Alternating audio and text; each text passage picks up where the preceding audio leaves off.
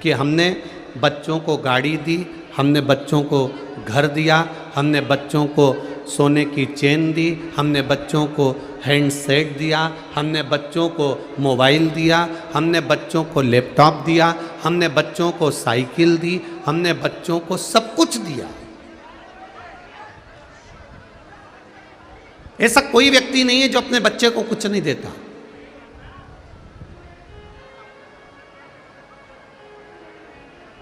हमने अपने बच्चों को सब कुछ दिया है, लैपटॉप भी दिया है, और आप भी दे रहे हो और दुनिया दे रही है। साइकिल भी दी है, गाड़ी भी दी है, मोबाइल भी दिया है, लैपटॉप भी दिया है, चेन भी दी है, जूते, चप्पल, कपड़े, जेवर, सब कुछ बच्चों को दिया।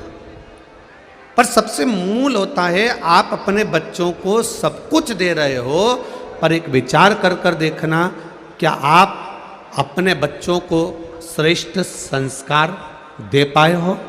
अपने बच्चों को अच्छा संस्कार आपने दिया है?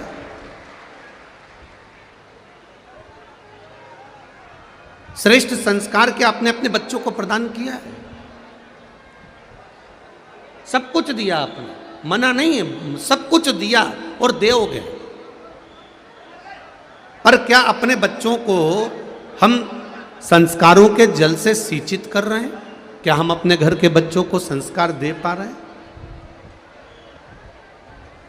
शिव कथा कह रही है, भगवान शंकर का संवाद कह रहा है। माता पार्वती जी ने भगवान श्री गणेश जी को, षडानंद कार्तिकेय जी को और अशोक सुंदरी को जया, विषहरा, शामली बारी, दौतली, देव, इन सभी को एक संस्कारों के जल से सिंचित करा।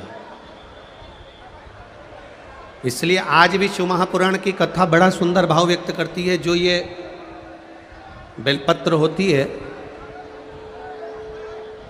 इस बेलपत्र का जो पीछे वाला जो भाग होता है, जरा ध्यान से सुनना, कथा निकली है तो आपके जीवन को संवारने के लिए निकली है।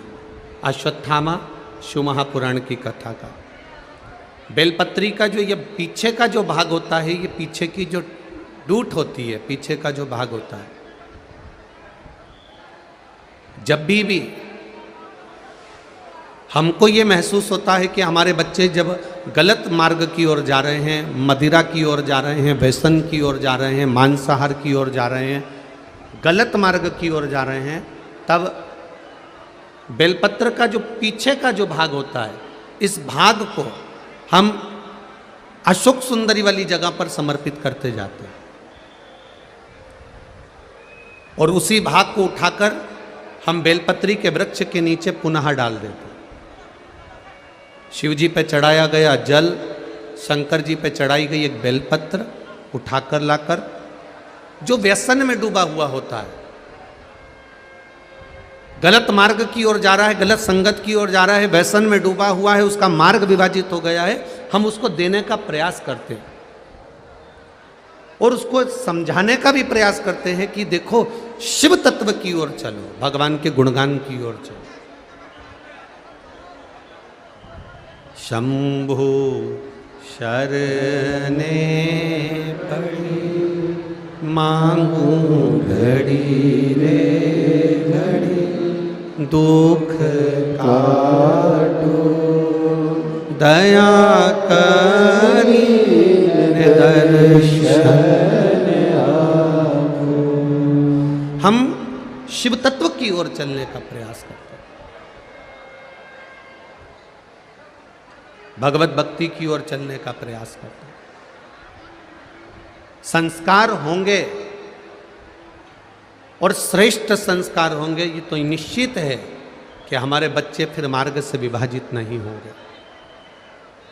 आज सबसे बड़ा पूरे राष्ट्र में सबसे बड़ा अगर कहीं तकलीफ का विषय बना हुआ है तो जो सनातन धर्म को लोग तोड़कर दूसरे धर्म में जो प्रवेश करा रहे हैं, उसका सबसे मूल कारण केवल एक ही है, हमारे बच्चे संस्कार से विहीन हो जाना। केवल एक कारण विशेष है, कहीं ना कहीं हमारे बच्चे संस्कारों से विहीन हैं।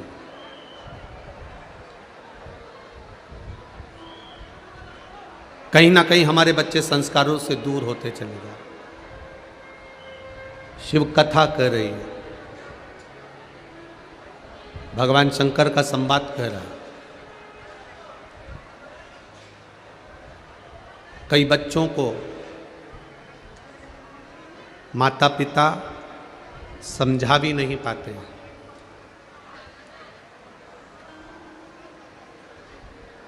कई बच्चों को माता पिता समझा भी नहीं पाते। थोड़ा सा माता पिता ने अपने बच्चे को समझाने का प्रयास करा और उतनी देर में बच्चे कह देते हैं हमको ज्ञान मत दो, चुप बैठो, शांति रखो, तुम चुप रहो।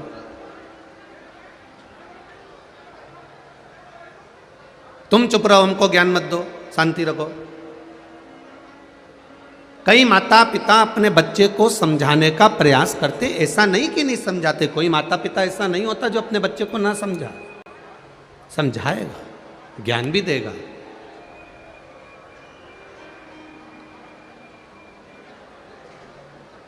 पर संस्कार का जब अभाव हो जाता है तो बच्चे अपने माता पिता के कहने पर भी नहीं चलते।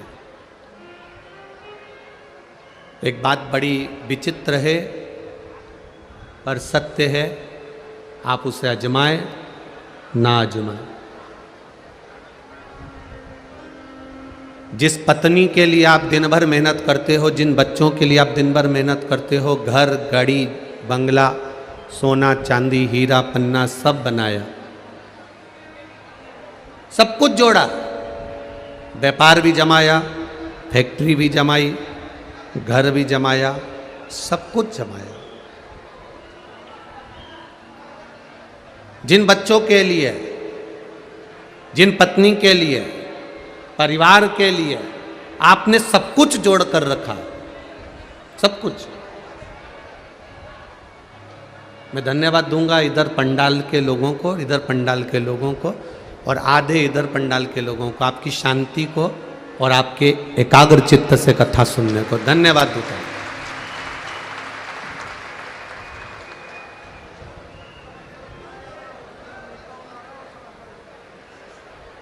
एक बात, कार्यकर्ता हो चाहे आने वाले यात्री हों, ये समझ जाएं कि इतने लाखों लोग, ये 5-5, 6-6 लाख लोग केवल 3 घंटे की कथा के लिए आए हैं और आप आगे बैठने के चक्कर में बढ़ कर इतने लाखों भक्तों का हृदय क्यों तोड़ रहे हो? जरा विचार करिएगा। जहां जगह मिल जाए वहां बैठ जाइए भाई। लाखों भक्त केवल 3 घंटे की कथा के लिए आए हैं और दिन भर हजारों रुपए का पेट्रोल खर्च करा है, समय खर्च करा है, तब जाकर यहां पहुंचे हैं और तुम्हारे आगे बैठने के चक्कर में केवल इन भक्तों का हृदय भी टूट रहा है।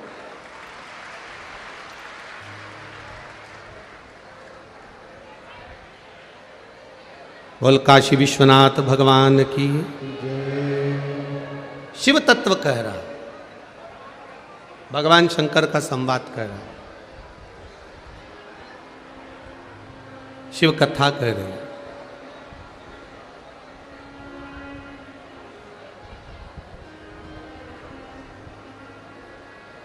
बाबा देवादिदेव महादेव का संवाद कह रहा।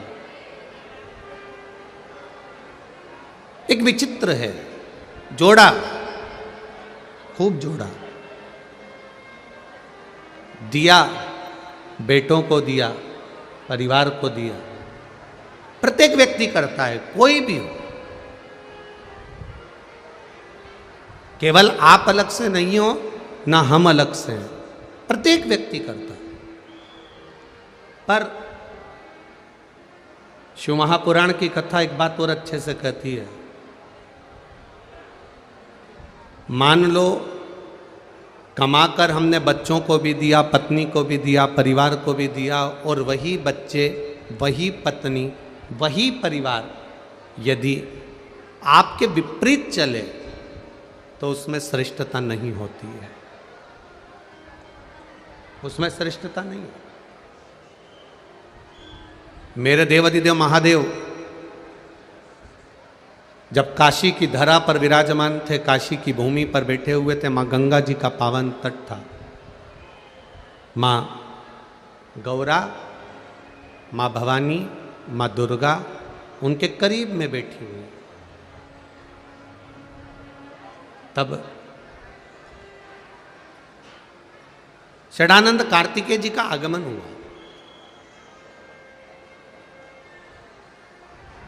और षडानंद कार्तिकेय जी का जब आगमन होता है, षडानंद कार्तिकेय जी जब पधारे तो माता पार्वती जी के पास में बैठकर षडानंद कार्तिकेय जी ने एक निवेदन, एक विनय किया।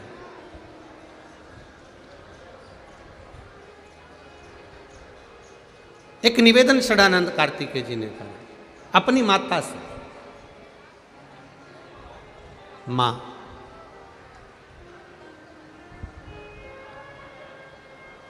ये काशी अभिमुक्त नगरी है।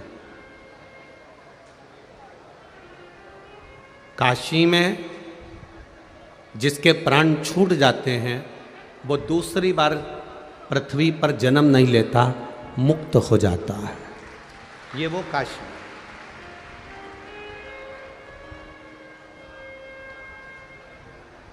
काशी अभिमुक्त नगरी है हमारी। इस काशी में जन्म लेने वाला फिर वापिस जन्म नहीं लेता। मां षडानंद कार्तिकेय जी ने अपनी माता से एक प्रश्न किया है। मां मान लो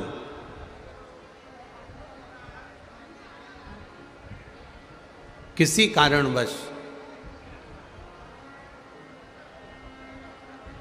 काशी से बाहर, काशी को छोड़कर कहीं दूसरी जगह कोई स्थान, जैसे अपन मान लो बरहानपुर है, सीहोर है, लातूर है, भुसावल है, या जलगांव है, या आदिक जितने भी स्थान हैं आसपास के, खंडवा समझ लो, खरगोन समझ लो, जो भी आपकी चित्तवृत्ति में आ जाए।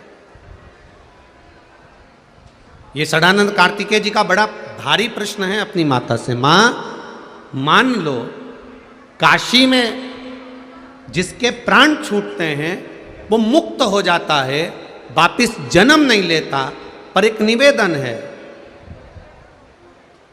अगर किसी का आगमन काशी में नहीं हुआ हो, वो काशी में नहीं पहुंचा हो, और मान लो वो फिर जन्म ना लेना चाहे, मुक्त होना चाहे, तो उसके लिए क्या करना पड़ेगा? तब माता पार्वती जी ने कहा अगर भूल से भी जो व्यक्ति के प्राण छूट रहे हैं, और अगर मान लो प्राण छूट भी गए, अगर भूल से भी बेलपत्री के वृक्ष की मात्र छाया उस पर पड़ जाती है तो भी उसकी मुक्ति निश्चित हो जाती है।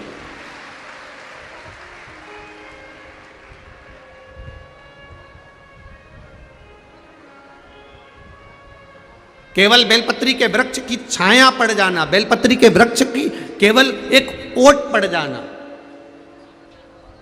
ये कई लोग वास्तु के अनुसार कह देते हैं साहब कि घर के ऊपर मंदिर की छाया नहीं पड़ना चाहिए। बोलो सही है कि गलत है? कई लोग ऐसा कहते हैं कि अपने घर के ऊपर मंदिर की छाया नहीं पड़ना चाहिए।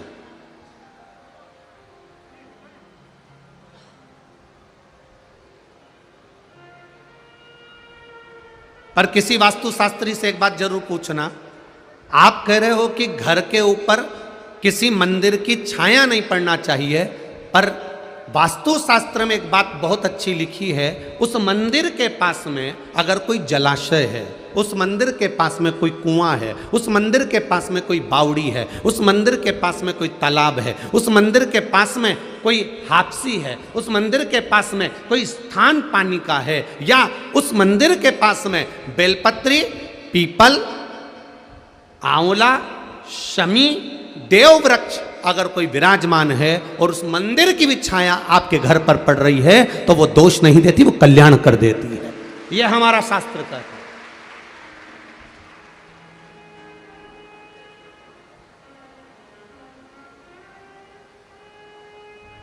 कहने वालों ने कह दिया कि मंदिर की छाया नहीं पड़ना चाहिए, मतलब मंदिर से दूर चले जाओ। ये कोई दूसरे नहीं होंगे, ये कहीं ना कहीं के लोग ऐसे होंगे जो तुम्हें मंदिर से दूर करना चाह रहे हो। जैसे कई लोगों ने एक नया ट्रेक अपना के रखा है, अगरबत्ती में बांस होता है तो अगरबत्ती भगवान को नहीं लगाना चाहिए। ये दुनिया ने ट्रेक निकाला। क्यों निकाला? क्योंकि दुनिया के लोग चाहते हैं कि आप अगरबत्ती पकड़ना बंद कर दो और मोमबत्ती पकड़ना चालू कर दो। ये दुनिया चाहती है। आपके हाथ की अगरबत्ती को छुड़ाकर हमारे छोटे छोटे बच्चे, हमारे घर के जरा जरा से बच्चे, अगरबत्ती जब दादी लगाती है तो छोटे बच्चे उसकी तीली पकड़कर, उसकी सीख पकड़कर ऐसे ऐसे घुमाते हैं। बच्चों को संस्कार घर के बुजुर्ग देते हैं, घर के बच्चे को संस्कार घर के माता पिता देते हैं। ये वो लोग हैं जो आपके हाथ से अगरबत्ती को छुड़ाकर मोमबत्ती पकड़ाना चाहेंगे। और एक बार मोमबत्ती पकड़ा दी, फिर धीरे धीरे धीरे धीरे मंदिर से दूर कर कर तुम्हें फिर कहीं और ले जाकर बिठाएंगे, फिर और दूर ले जाकर कहेंगे कि तुम अब अपना ये सनातन धर्म छोड़ दो और फिर हमारे धर्म में आकर बैठना चालू कर दो। ये वो लोग। अब समझना हमको है, समझदारी हमको चाहिए।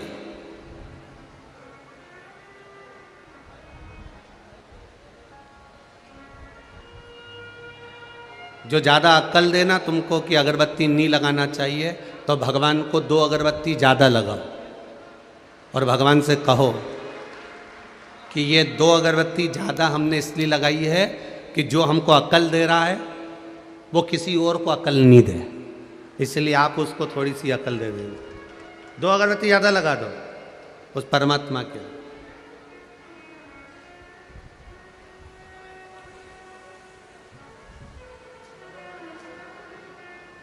गुरु द्रोणाचार्य के घर में बेटे ने जन्म लिया, अश्वत्थामा ने। शिव जी की कृपा से प्रकट हुआ।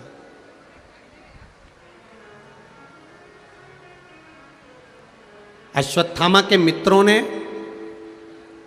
आटे को पानी में घोल कर पिला दिया और कह दिया ये दूध है।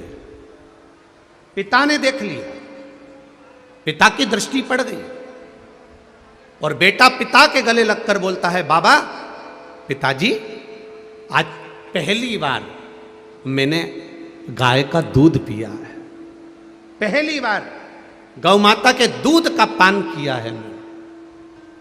अश्वत्थामा कह रहा है अपने पिता से, जिसकी उम्र मात्र 4 वर्ष की है। केवल 4 वर्ष की आयु में अश्वत्थामा अपने पिता से कह रहा है कि मैंने गाय का दूध पी लिया।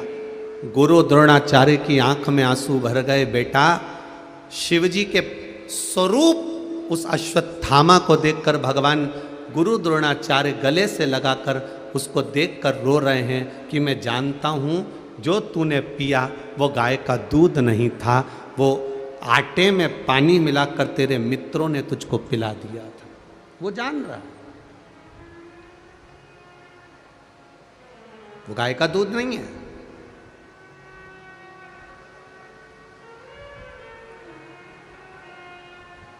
आज गुरु द्रोणाचार्य ने अश्वत्थामा को कंधे पर लिया और कंधे पर लेकर गुरु द्रोणाचार्य अपने बेटे को लेकर घर पहुंच गए।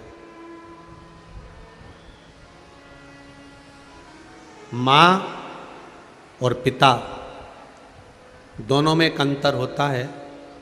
मां बेटे को गोदी में लेती है और पिता बेटे को कंधे पर लेता है। मां बेटे को गोदी में इसलिए लेती है कि जितनी गोदी में मैंने बेटे को रख रखा है, जो मैं देख रही हूं वो मेरा बेटा भी देखे। और पिता अपने बच्चे को कंधे पर इसलिए लेता है कि जितना मैं देख रहा हूं उससे भी ज्यादा मेरा बेटा देखे। ये बाप होता है, ये पिता होता है।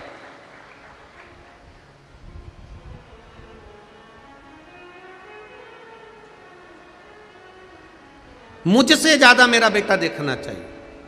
गुरु द्रोणाचार्य गले में लगाकर कंधे पर बिठाकर अश्वत्थामा को अपने घर पर लेकर गए। कुटिया में पहुंचकर कृपी देवी ने देखा, अश्वत्थामा की मां ने देखा मेरा बेटा आया है। आज गुरु के घर से बेटा जल्दी आ गया, आज गुरु के घर से बेटा जल्दी आया है, क्या बात है?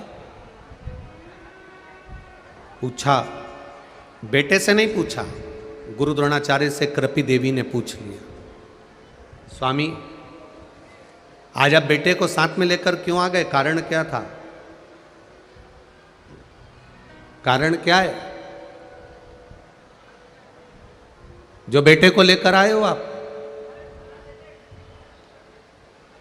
कहा, साइड के चोंगे की आवाज बढ़ाओ, उधर साइड के, इधर साइड वाले को चोंगों की आवाज। कारण क्या है? किस कारण से आप अपने बेटे को आज लेकर आ गए? गुरु द्रोणाचार्य ने कहा, केवल कारण एक है, मेरे बेटे की हंसी उड़ रही थी, उपहास हो रहा था।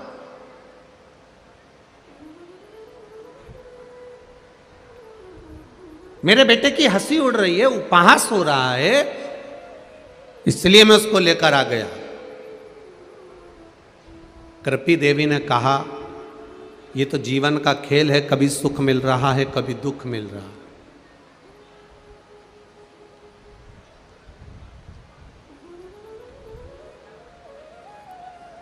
आज के समय में जो गरीब है वो सबसे ज्यादा सुखी है।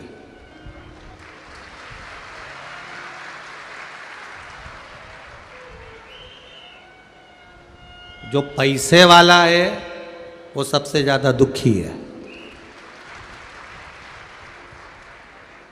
गरीब व्यक्ति कहीं पर भी बैठ जाए, शान सत्ता से अपने साथ में दरी लाया, कम्बल लाया, बिछाया, और गरीबड़ा कहीं पे भी बैठ के कथा सुन लिया, जा कहीं पर भी बैठकर सुखी। सबसे ज्यादा दुखी है तो पैसे वाला।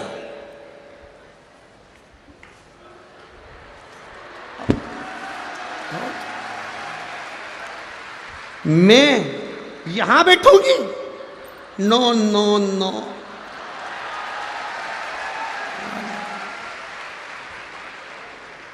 मैं फिर दरवाजे पे खड़े हो गए, तुम मुझे जानते नहीं हो? एक फोन लगाऊंगी और अब भी तुम दरवाजा खोलोगे और मुझे अंदर जाने को कहोगे। एक फोन लगाऊंगी। अब इसको नहीं मालूम कि तेरा काम एक फोन पर हो जाता है तो शिव भक्त का काम भी एक बेलपत्र और एक लोटे पानी से हो जाता है।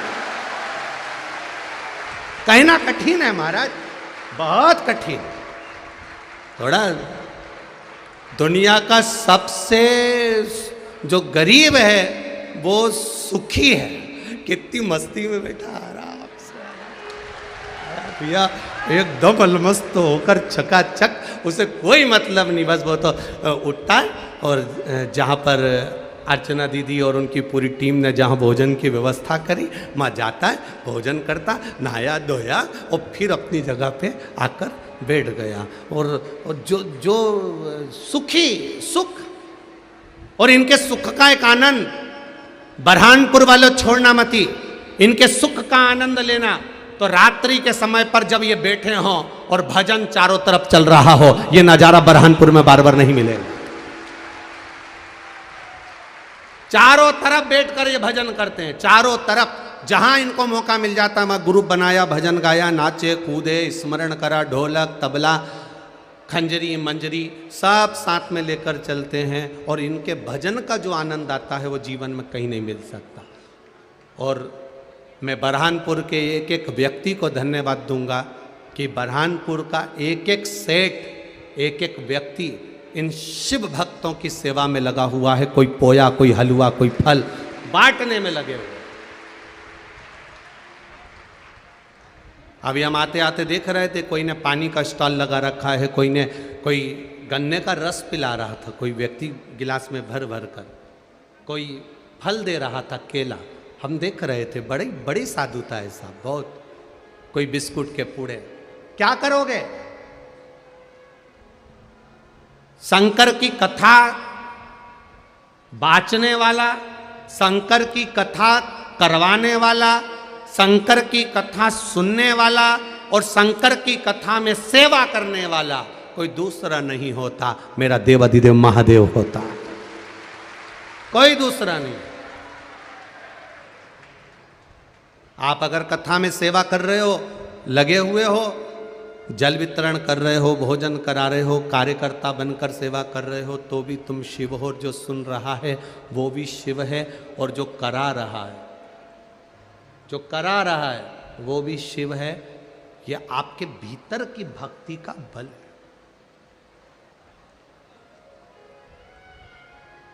इस बेटे को कृपी ने कहा, इस बेटे को आप लेकर आ गए हो, पर जीवन का सुख दुख तो कैसा चलता है। जिस गुरु द्रोणाचार्य के घर में वैभव की कमी नहीं थी, जिस गुरु द्रोणाचार्य घर में धन की कमी नहीं थी, जिस गुरु द्रोणाचार्य के घर में सत्ता और वैभव की कमी नहीं थी, वो गुरु द्रोणाचार्य आज अपने बेटे को एक गाय का दूध भी नहीं पिला पा रहे हैं। ये जीवन का समय का खेल है, ये खेल।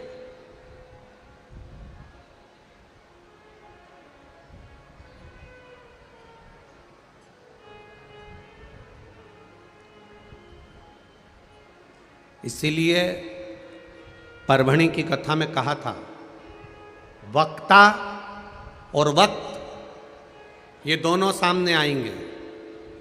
वक्ता भी आपको समझाएगा और वक्त भी आपको समझाएगा। आप वक्ता से समझ गए तो ठीक है, नहीं तो वक्त जब समझाता है तो रुला रुला के समझाता है।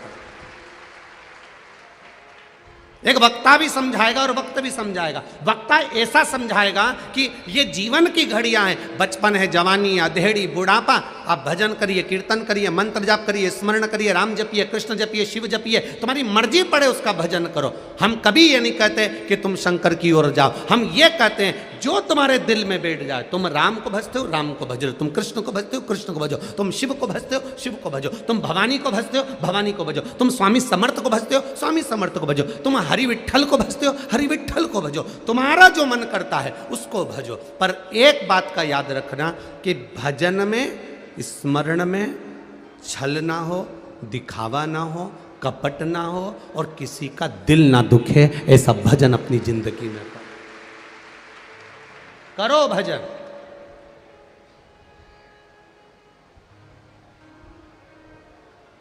शिव के मंदिर जाने के लिए, शिवालय जाने के लिए तो हम कहते हैं, क्यों कहते हैं? क्योंकि जीते जी चले जाओगे तो अच्छा है, नहीं तो मरने के बाद तो शमशान जाना ही है।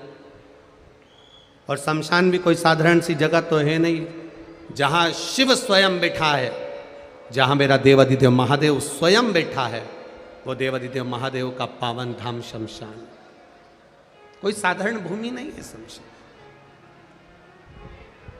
अपनी चित्तवृत्ति को रमाइए। कहां लेकर जाओगे इस बच्चे को? क्या दोगे इस बच्चे को? जिसके घर में सत्ता की कमी नहीं थी, वैभव की कमी नहीं थी, धन की कमी नहीं थी, वो गुरु द्रोणाचार्य के घर में एक गाय नहीं है अपने बच्चे को दूध पिलाने के लिए। गाय का दूध पिलाने के लिए एक गाय नहीं। बेटे के मुख पर आटे में पानी मिला हुआ जो पिया था वो बेटे के मुख पर लगा था। माँ अपने बेटे के मुख पर से वो दूध को हटाकर जब चखती है कि मेरा बेटा अश्वत्थामा क्या पीकर आया है, तब माँ ने बेटे के मुख पर से वो आटे के पानी को हटाकर कृपी देवी ने जब चखा, गुरु द्रोणाचार्य की धर्म पत्नी ने जब चखा, तो कृपी की आंख में से आंसू बहने लगे। माँ, मैंने तो आज गाय का दूध पिया है। माँ, मैंने आज गौमाता का दूध पिया है। माँ ने जैसे ही उसके होठों को हाथ लगाया, चखा, तो वो दूध नहीं था, आटा और पानी का घोल था जिसको अश्वत्थामा ने पिया था।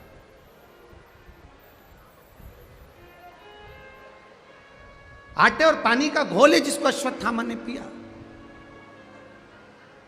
मां ने बेटे को गोदी में बिठाया, स्नेह करती हुई मां बोली, बेटा आपने कभी गाय के दूध का स्वाद नहीं लिया, इसलिए आपको मालूम नहीं है कि गौ माता का दूध का स्वाद क्या होता है। आपने अभी जो पिया है केवल वो आटे का पानी था जो तुम्हारे मित्रों ने तुम्हारी हंसी उड़ाने के लिए तुमको वो आटे का पानी दे दिया था। मां, सबसे ज्यादा दूध गौ माता का किनको मिलता है? अश्वत्थामा ने अपनी मां से पूछा।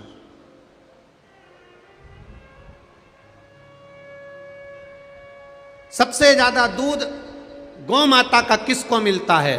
तो कृपी देवी के मुख से तुरंत निकल गया, सबसे ज्यादा गाय का दूध महादेव को मिलता है। महादेव 4 वर्ष के अश्वत्थामा माता के चरणों में शीश नवाए, प्रणाम करा, गुरु द्रोणाचार्य को प्रणाम करा और 4 वर्ष के अश्वत्थामा घर से बाहर निकल गए।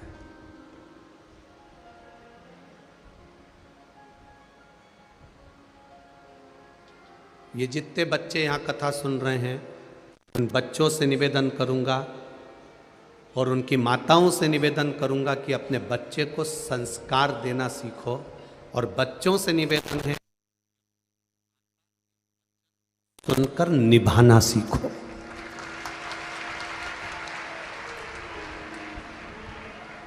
होती है माँ, आज अगर बच्चे को झूठ बोलना सिखा रही है तो माँ सिखा रही है। आज बच्चों को सत्य बोलना सिखाती है तो मां सिखाती है। एक छोटा सा बच्चा, मां जा रही थी किटी पार्टी में, छोटा सा बच्चा जिद कर रहा है, मैं भी चलूंगा, मैं भी चलूंगा, मैं भी चलूंगा। मां ने मना कर दिया, तू नहीं जाएगा, एग्जाम का टाइम है, पढ़ाई का समय है, पढ़ो, तुम मेरे साथ नहीं जाओगे। बच्चा जिद करने लगा, नहीं मैं तो जाऊंगा, मुझे तो जाना है। वो तो अड़ गया जिद पे। माँ ने पर्स खोला, 5 रुपए निकाले, बच्चे को दिए, तू टॉफी खा लेना, कोई आए पूछे तेरी मम्मी कहाँ गई तो कह देना पापा के साथ घूमने गई। अब बच्चे को झूठ बोलना किसने सिखाया? माँ ने। कोई आए और पूछे माँ कहाँ गई तो कह देना पापा के साथ घूमने गई, पिताजी के साथ घूमने गई। माँ कहकर किटी पार्टी में चली गई। आज ऑफिस में कोई सर मर गए, शांत हो गए, ऑफिस में जल्दी छुट्टी हो गई, पिताजी आ गए, दरवाज़ा बजाया, ये टॉफ़ी खाते खाते बाहर गया, हाथ में कॉपी थी, मुंह में टॉफ़ी थी और पिताजी ने दरवाज़ा खुलवाया। इसने पिताजी को नहीं देखा, कॉपी को देख रहा है, टॉफ़ी को देख रहा है, बस खाता जा रहा है। पिताजी ने आते से पूछा, क्यों तेरी मम्मी कहाँ है? कि वो तो पिताजी के साथ घूमने गई। पिताजी ने एक थप्पड़ धर के दिया, वो थारा बाप यहां खड़ा है, पिता यहां खड़ा है, वो किसके साथ चली गई? झूठ बोलना हमने सिखाया। मायके से थोड़ा सा सामान बहुएं लेकर आती है, थोड़ा सा सामान मायके से लेकर आती है, खाने का सामान थोड़ा सा लाती है, अपनी अलमारी में ताला लगा के रख देती है। रोज बच्चा स्कूल जाता है, चुपचाप से निकाल कर दे देती है, दादी को मत बताना। और अगर दादी पूछे तो कह देना पड़ोस वाली आंटी ने दिया है। मेरा नाम मत बोलना, नाना नानी का नाम मत बोलना। हो बच्चे को झूठ बोलना सिखा दिया। बच्चा बड़ा हो गया, झूठ बोलते बोलते बच्चा बड़ा हो गया। बड़ा होने के बाद बच्चे की शादी हो गई, शादी होने के बाद उसकी पत्नी आ गई, पत्नी आने के बाद पत्नी को वो घुमाने ले गया खंडवा।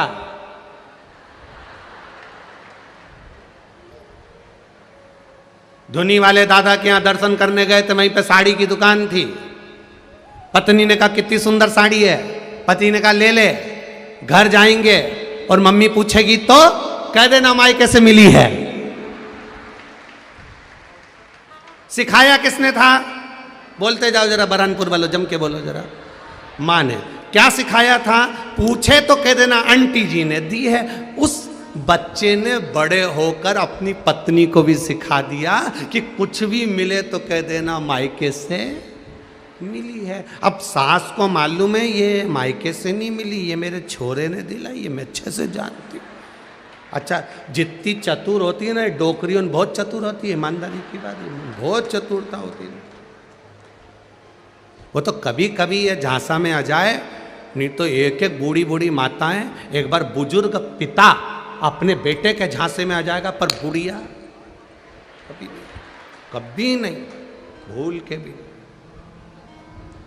बूढ़ी बूढ़ी माताएं तो कभी झांसे में नहीं आती। एक छोटा सा बच्चा दादी की गोद में बैठ कर बोला, दादी ओ दादी। दादी बोली हाँ।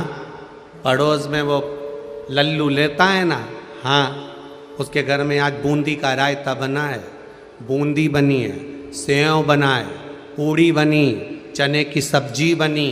दादी बोली बेटा उसकी दादी मर गई ना, इसलिए उसके यहाँ बारवा है।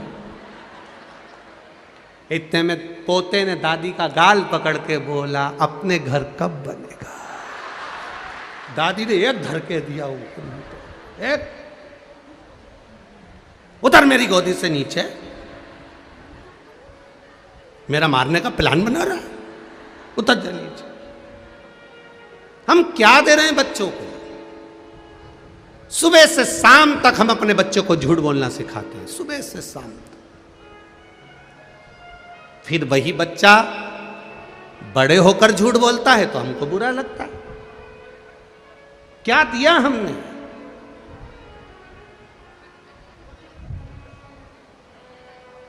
आज सबसे बड़ी प्रसन्नता का विषय यह होता है कि छोटे छोटे बच्चे, 4-4, 6-6, 8-8 साल के बच्चे अपने घर से लोटा भर के पानी लेकर जब शिव जी को चढ़ाते हैं तो लगता है कि कलयुग नहीं शिवयुग चल रहा है। यह प्रसन्नता होती है। लोगों के भीतर एक विश्वास जागृत होता है कि हम मंदिर तक बच्चों को भेज रहे हैं। आप भी अपने घर के बच्चों को मंदिर तक भेजना चालू करिए। जिसके बच्चे मंदिर की सीढ़ी चढ़ते हैं उसके घर के बुजुर्ग कभी वृद्धाश्रम की सीढ़ी नहीं चढ़ते। चढ़ाओ अपने बच्चों को मंदिर की सीढ़ी। जाइए, एक लोटा पानी लेकर जाओ। स्कूल जाना है ना, पहले मंदिर जाओ। स्कूल जाना है ना, उससे पहले मंदिर होकर आओ। मम्मी मैं नहीं जाऊंगा, मैं थक गया। नहीं, पहले मंदिर जाओ, प्रणाम करो, नमन करो, बच्चों को समझाओ, जाना पड़ेगा।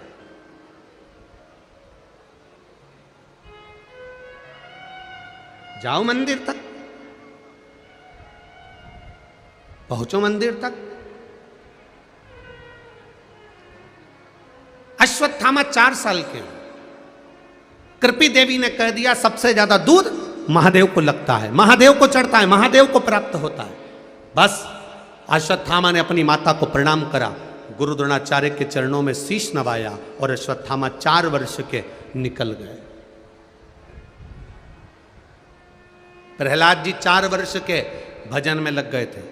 ध्रुव जी महाराज 4 वर्ष के भजन में लग गए थे। मीराबाई 4 वर्ष की भजन में लग गई थी। कर्माबाई 4 वर्ष की भजन में लग गई थी। देव ऋषि नारद 4 वर्ष के भजन में लग गए थे। संत तुकाराम 4 वर्ष के भजन में लग गए थे। नामदेव जी 4 वर्ष के भजन में लग गए थे।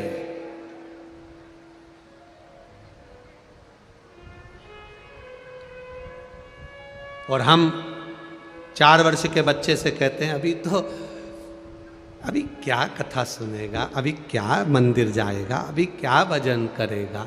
निकल गई अवस्था धीरे धीरे। बचपन खेल में खोया, जवानी नींद भर सोया, बुढ़ापा देख कर रोया, सिराने मौत हंसती है। बाद में मौत भी हंसती है कि इसने पूरी जिंदगी गंवा दी है।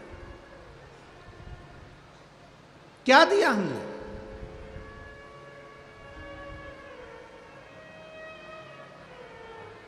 क्या प्रदान करा हमने? शिव कथा कर रहे हैं।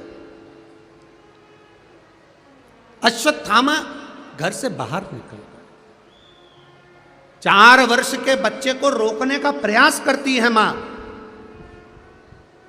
परंतु ध्रुव जी महाराज की माता ने भी ध्रुव जी को 4 वर्ष की अवस्था में नहीं रोका। प्रहलाद जी की माता ने प्रहलाद जी को 4 वर्ष की अवस्था में नहीं रोका। मीराबाई की मां ने मीरा को 4 वर्ष की अवस्था में नहीं रोका। कर्माबाई की माता ने 4 वर्ष की अवस्था में कर्मा को नहीं रोका। तो यहाँ कृपी देवी ने भी अश्वत्थामा को 4 वर्ष की अवस्था में नहीं रोका। अश्वत्थामा चले गए घर से बाहर।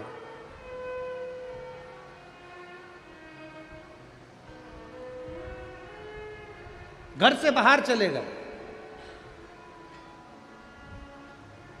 एक गुफा बनाई, उस गुफा के अंदर प्रवेश कर गए और गुफा में प्रवेश कर कर अश्वत्थामा 4 साल के एक छोटा सा शिलाखंड, छोटा सा शिलाखंड, एक पत्थर उठा ला, रख दिया।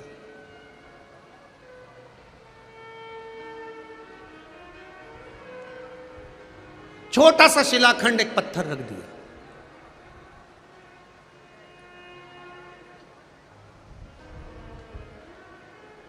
आज दीदी अर्चना चिटनीस जी ने एक बहुत सुंदर बात गाड़ी में चलते चलते दीदी ने कही कि गुरुजी, भगवान विष्णु के जन्म की कथा आती है, भगवान ब्रह्मा जी के जन्म की कथा आती है, देवाधिदेव महादेव के जन्म का कोई वृतांत नहीं आता। हमने दीदी से कहा, नहीं दीदी ऐसा नहीं है, वो आज जन्मा है। उसके जन्म का नहीं, उसके प्रागट्य का, जैसे राम जी के प्रागट्य का वर्णन आता है, भगवान कृष्ण के प्रागट्य का वर्णन आता है, भगवान विष्णु के प्रागट्य का वर्णन आता है, भगवान ब्रह्मा के प्रागट्य का वर्णन आता है, वैसे मेरे महादेव के प्रागट्य का भी वर्णन आता है।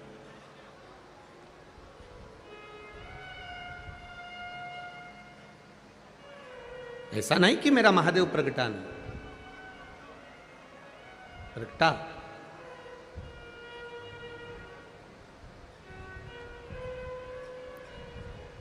जब ब्रह्मा जी प्रकट हो गए भगवान विष्णु की नाभि से,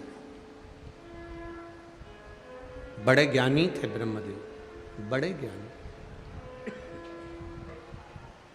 तब ब्रह्मा जी ने भगवान विष्णु से प्रश्न किया, आप मेरे पिता हो, क्योंकि मेरे को जन्म देने वाले, प्रकट करने वाले आप हो, आप मेरे पिता हो।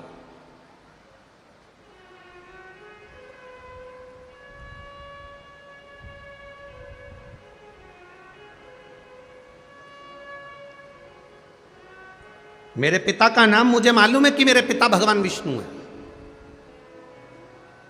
पर मेरे भगवान विष्णु के पिता कौन है?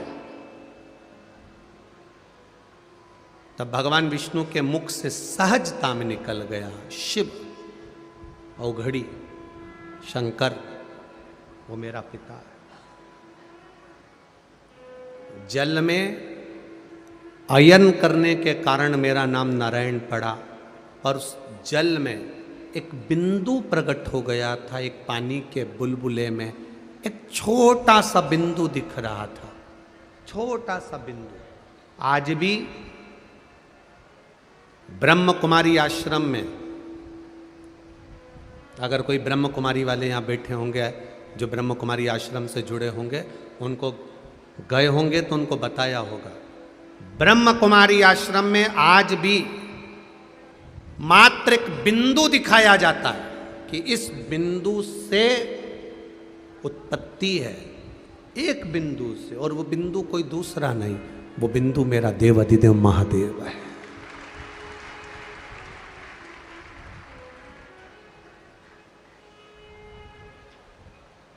वो बिंदु कोई दूसरा नहीं है।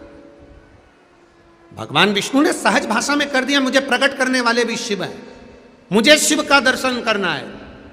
ब्रह्मा जी और भगवान विष्णु ने एक पर्वत को घुमाना प्रारंभ करा, घर्षण करना प्रारंभ करा। पर्वत घूमना जब प्रारंभ हुआ, घूमते घूमते घूमते घूमते पर्वत ने एक अग्नि के खंभ की आकृति प्रकट कर ली और एक लिंगायत आकृति प्रकट कर कर खंबे में से मेरा देवाधिदेव महादेव प्रकट हो गया। शिवजी ने प्रकट होकर भगवान विष्णु और ब्रह्मा जी से कहा, मेरा स्वरूप इस पृथ्वी पर प्रकटा नहीं है, तुमने जो शिवलिंग की आकृति बनाई है यह मेरा स्वरूप प्रकटा है, यह मेरा स्वरूप प्रकटा है।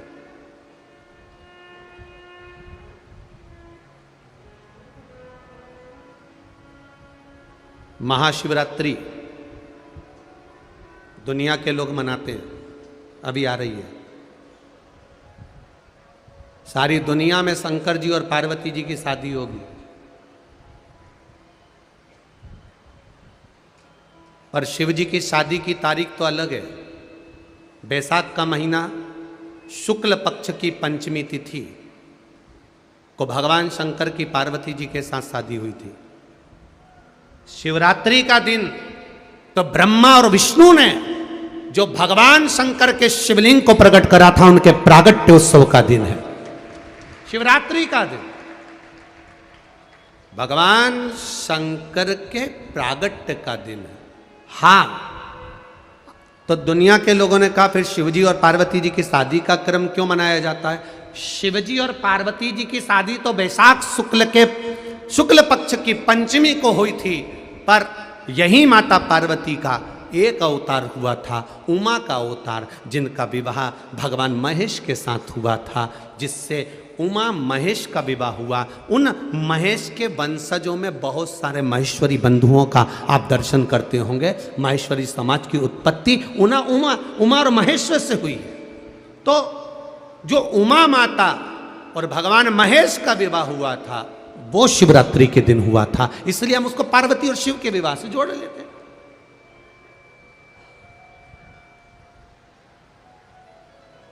पर शिव विवाह की जो तारीख है वो बैसाख महीना जम के बोलो, कौन सा महीना है? बैसाख का शुक्ल पक्ष की, जम के बोलो जरा, पंचमी तिथि के दिन देवाधिदेव महादेव का विवाह हुआ था। शिवरात्रि के दिन विवाह बनाते हैं, मंगल विवाह का उत्सव भी करते हैं। क्यों?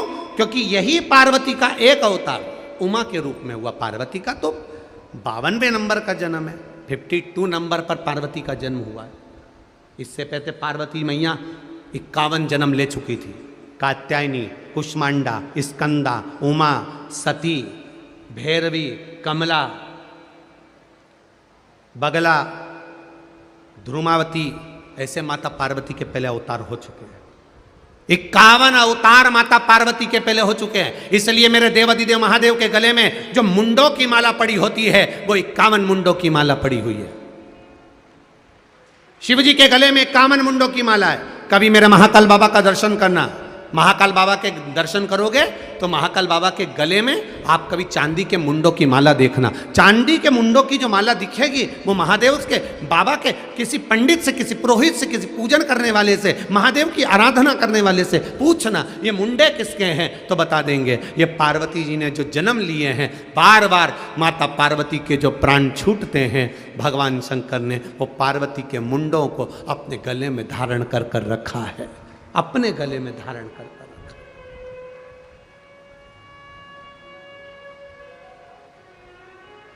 दुनिया के अपनी धर्म पत्नी से सबसे ज्यादा प्रेम करने वाले केवल एक ही हैं, वो है देवाधिदेव महादेव।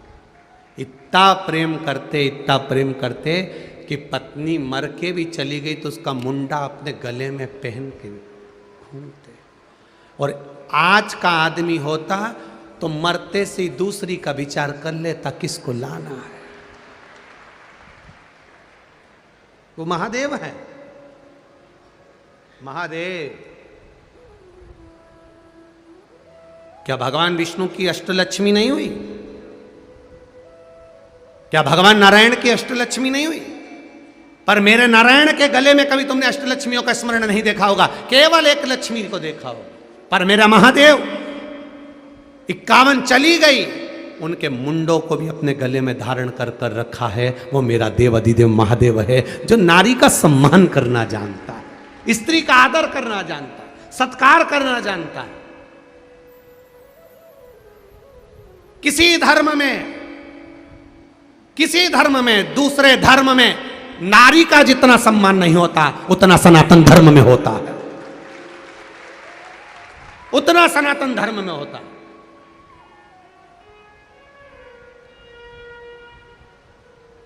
दूसरे धर्म के देवताओं को देखना, अकेले ही मिलेंगे, पर हमारे सनातन धर्म के देवताओं को देखना, नारायण के साथ लक्ष्मी, इंद्र के साथ इंद्राणी, कृष्ण के साथ राधा, राम जी के साथ सीता, महादेव के साथ पार्वती, हमेशा जोड़े से मिलते हैं। वो यूं कहते हैं कि तुम इधर उधर मत भटको, साथ रहो, आनंद में रहो, अलमस्त रहो। जैसे हम दोनों साथ रहते हैं तो रोज 56 भोग खाने को मिलते हैं, तुम दोनों साथ रहोगे। अकेले कहीं चले जाओगे तो दुखी हो जाओगे, इसको ले जाओगे तो रोटी बनाकर कैसे भी तुमको दे ही देगी। इसलिए साथ बनाकर रखिए, साथ।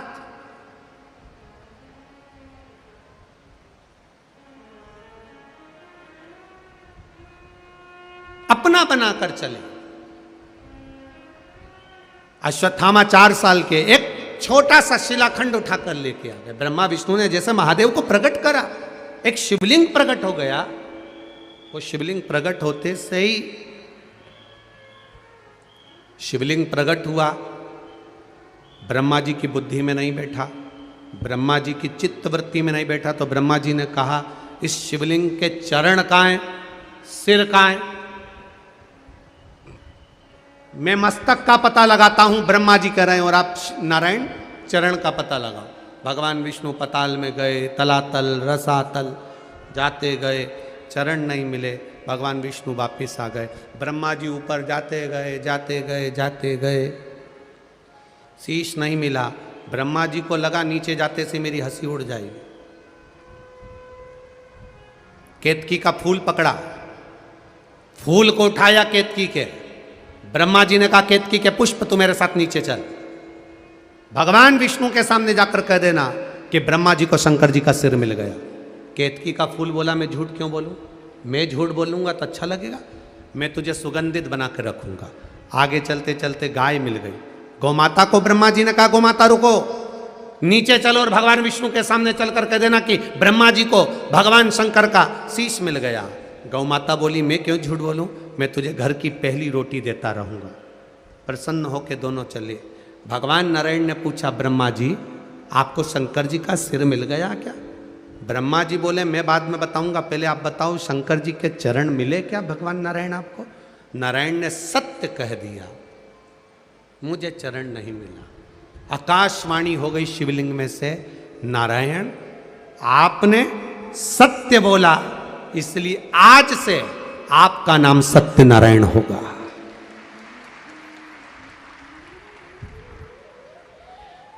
आप सत्य बोले इसलिए आपका नाम सत्यनारायण होगा।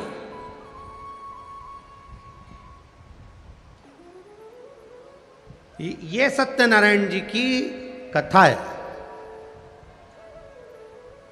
आप लोगों ने कथा करवाई सत्यनारायण जी की? कितने लोगों ने करवाई घर में? जम के तो हाथ उठाओ जरा, जो जो कथा कराए हो, रख लो रख लो रख लो, सब ने कराई है। और कराई है से मतलब नहीं, कराते रहना चाहिए। पर आपने पंडित जी ने कथा करी होगी, उसमें वर्णन करा होगा, एक गरीब ब्राह्मण था, किसी को कथा करते देखा, सत्यनारायण भगवान की कथा सुनी, फिर उसने कथा कराई। सही है, बोलते जाओ। लक्कड़हारे ने देखी, उसने कथा कराई, कथा सुनी, कथा कराई।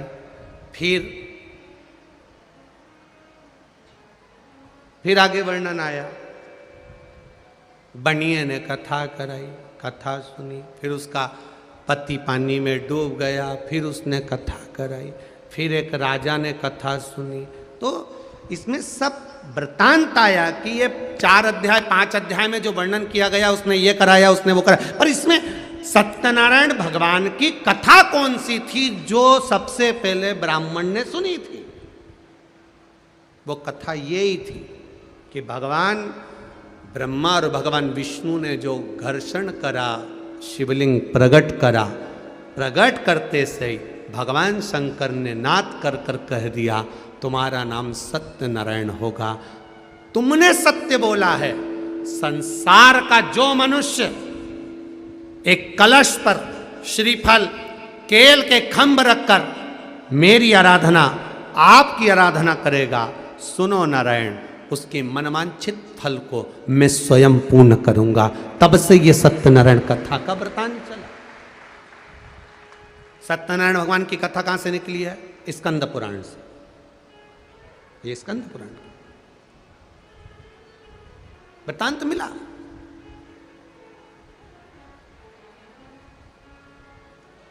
देखना चाहिए। हमारा पुरातन अगर हमको देखना है तो हमारी पुराणों में देखना पड़ेगा।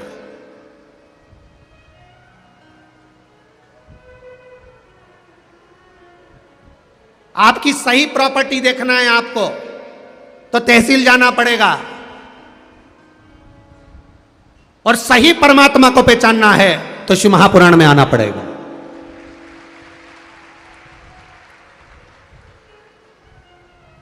तहसील में जाओगे, रजिस्ट्रार ऑफिस में जाओगे, बही खाता खुलवाओगे तो तुम्हारे दादा परदादा का मकान नंबर ये था, खसरा नंबर ये था, उनका मकान यहां पर था, उनकी जमीन इतनी थी, तहसील में मालूम पड़ता। और तुम्हारे पूर्वजों ने क्या क्या करा, कितना धर्म कमाया, कितना पुण्य करा, क्या भजन करा, क्या कीर्तन करा, उसको जानने के लिए तहसील नहीं, शिव महापुराण की कथा में आकर बैठ जाओ, तुम्हारे पूर्वजों का पूरा पोथी पाना यहां खुल जाता, प्राप्त हो जाता।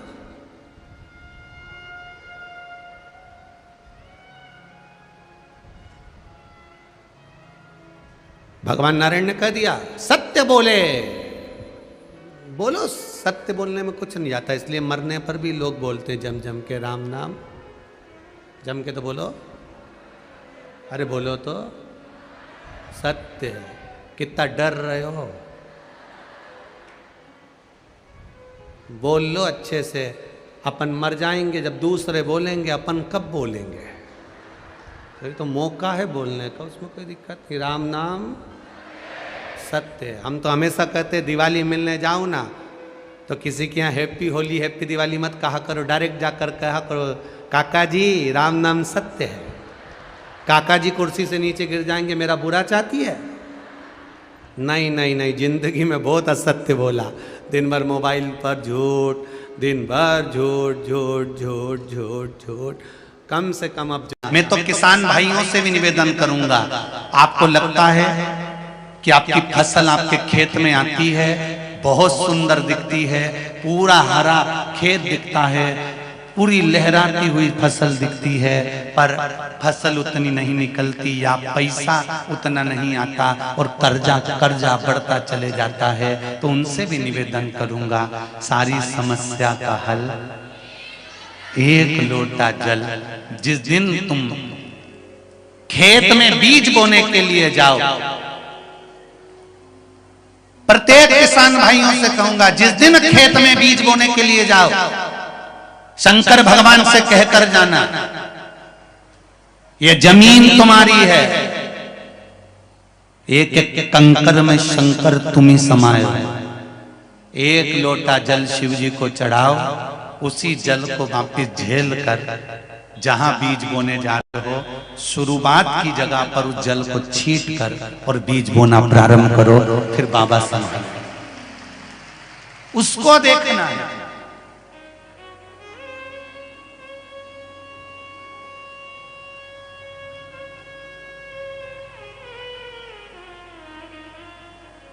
उसके भरोसे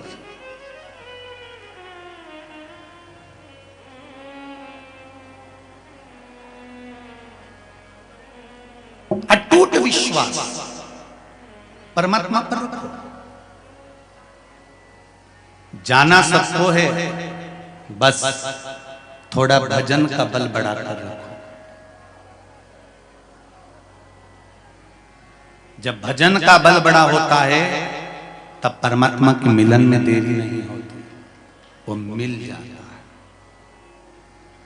उसके मिलने में देरी नहीं होती। भजन के बल को बढ़ा।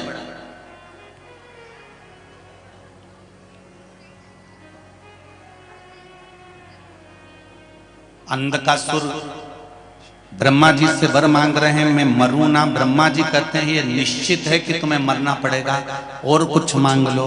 तो मुझे वर दीजिए, जिस दिन मैं अपनी मां को गलत दृष्टि से देखूं उस दिन मेरे प्राण छूटे। ब्रह्मा जी ने तथास्तु कह दिया। जब तथास्तु मिला तब अंधकासुर को समझ जाना था कि ब्रह्मा जी ने तथास्तु कहा है, मतलब मैं माता को गलत दृष्टि से देखूंगा उस दिन मेरे प्राण छूटेंगे।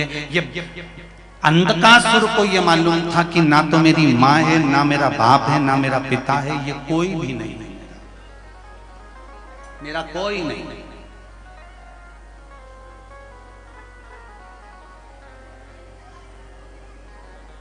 मृत्यु निश्चित है, तथास्तु कह दिया।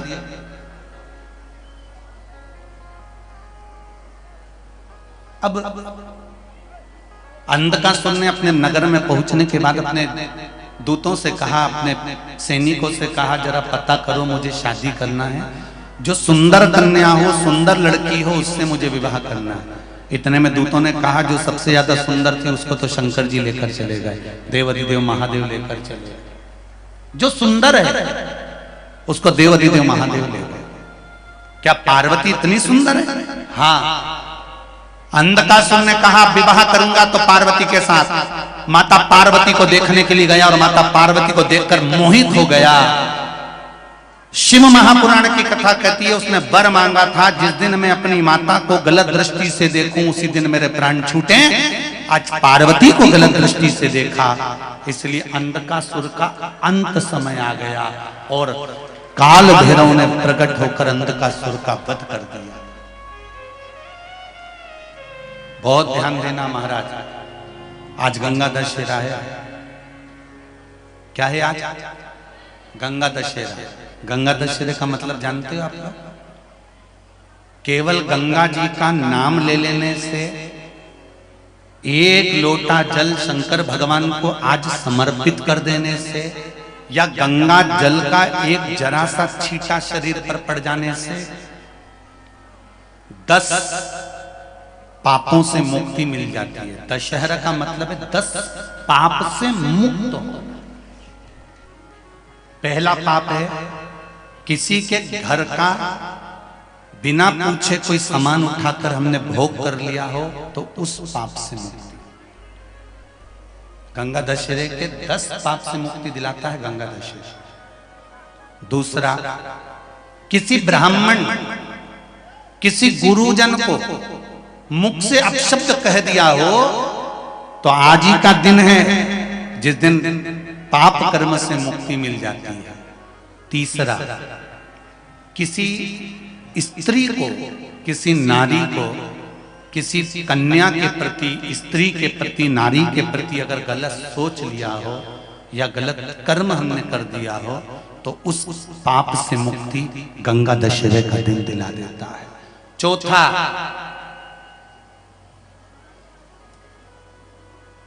रजो धर्म धारण करने वाली नारी, रजस्वला स्त्री के हाथ का बना हुआ अगर हमने भोजन ग्रहण कर लिया है तो आज गंगा दशहरे का दिन ही ऐसा रहता है जिस दिन उस पाप से हमें मुक्ति मिलती है। पांचवा, किसी के यहाँ सूतक, सूतक जानते हो सभी लोग, या सावड़। सूतक का मतलब होता है किसी के यहाँ कोई मर गया और उसके यहाँ का तुमने भोजन या पानी ग्रहण कर लिया। सावड़ का मतलब होता है किसी के यहाँ बच्चा हुआ, तुम्हें मालूम नहीं था, उसके घर का 8 दिन का 10 दिन का तुमने भोजन या पानी ग्रहण कर लिया। सूतक या सावड़ का भोजन या अन्न पानी ग्रहण कर ले तो 5वें नंबर का गंगा दशहरे का वर्णन करता है कि 5वां पाप, इस पाप से भी लोगों को मुक्ति मिल जाती है। 6ठे नंबर का वर्णन आया, किसी मंदिर की जगह पर या धर्म की जगह पर अपना कब्जा कर लिया हो या धर्म की जगह को अपना बना लिया हो तो उस पाप से मुक्त होने का एक साधन 6ठे नंबर का। 7वें नंबर का, झाड़ू लगाते समय, बुआरी लगाते समय छोटे छोटे जीव झाड़ू के नीचे मर जाते हैं तो उसके पाप से मुक्ति गंगा दशहरे का दिन दिला देता है। 8वें नंबर का, 8वें नंबर, जिस समय हम भोजन ग्रहण कर रहे हों और हमारे दरवाजे पर कोई व्यक्ति आकर बैठा हुआ है और हमने उसको भोजन का नहीं पूछा या उसका मुख झूठा ना कराया तो उस दोष से वंचित हो जाए, उस दोष को समाप्त कर दे, वो गंगा दशहरे का। 9वें नंबर का, बेटी की शादी करी और बेटी की शादी करने पर बहुत सारा कन्यादान आया। उस कन्यादान में साड़ियां ज्यादा आ गई, सामान ज्यादा आ गया, मिक्सर 2 सेट आ गए, डिनर के 2 सेट आ गए और मायके वालों ने 1 सेट अपने घर में रख लिया और उस मिक्सर में खूब सामान पीस के खाया, खूब निपटाया। बेटी के कन्यादान का सामान घर में रखकर उसका भोग करने पर जो पाप लगता है, 9वें नंबर का कहता है गंगा दशहरे का दिन उस पाप को धो देता है।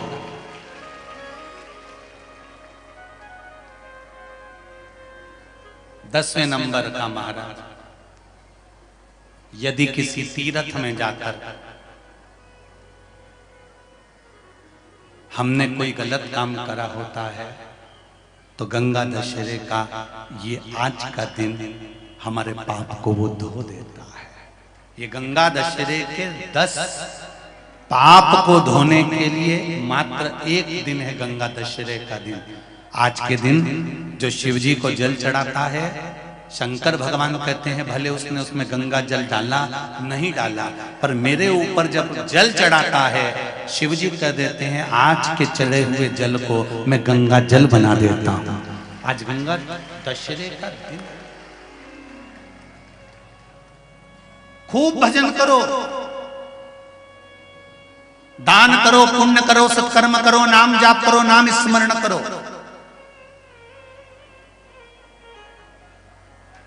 और शिव मंदिर में चढ़े हुए जल का थोड़ा सा सिंचन जरूर करो। अंधकासुर के प्राण छूटे, अंधकासुर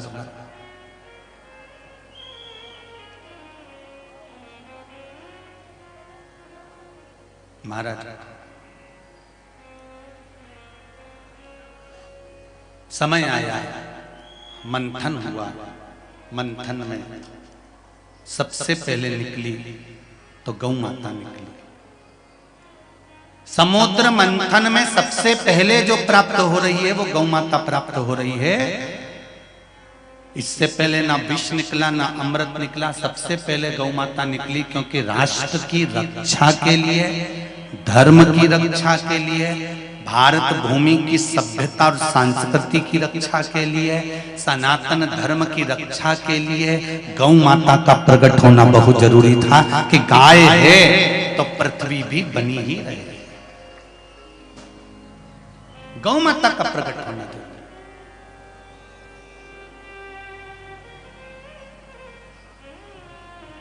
समुद्र मंथन में सबसे पहले 5 गाय निकली है। पहले नंबर पर नंदा, दूसरे नंबर पर सुभद्रा, तीसरे नंबर पर सुरभि, चौथे नंबर पर सुशीला और 5वें नंबर पर बहुला। ये समुद्र मंथन में से 5 गाय प्राप्त हुई। केवल समुद्र मंथन से 5 गाय नहीं, शिव महापुराण की कथा कहती है जब भगवान ने ये मानव का शरीर बनाया, जब मनुष्य की देह बनाई, तो पंचम इंद्रियों को भगवान शंकर ने प्रदान करा। 5 कर्मेंद्रियों को, 5 ज्ञानेंद्रियों को भगवान ने दिया है। ये 5 कर्मेंद्री, 5 ज्ञानेंद्री क्यों दी भगवान ने? इसको देने का केवल एक कारण था कि इंद्रियों से विचार करना। नेत्र परमात्मा ने तुमको दिए, श्रवण शक्ति परमात्मा ने तुमको दी, हस्त परमात्मा ने तुमको दिया, नासिका परमात्मा ने तुमको दिया, मुख परमात्मा ने तुमको दिया, चरण परमात्मा ने तुमको दिया। 5 कर्मेंद्री, 5 ज्ञानेंद्री, और ये कोई साधारण नहीं, इसकी कीमत बड़ी प्रबल है।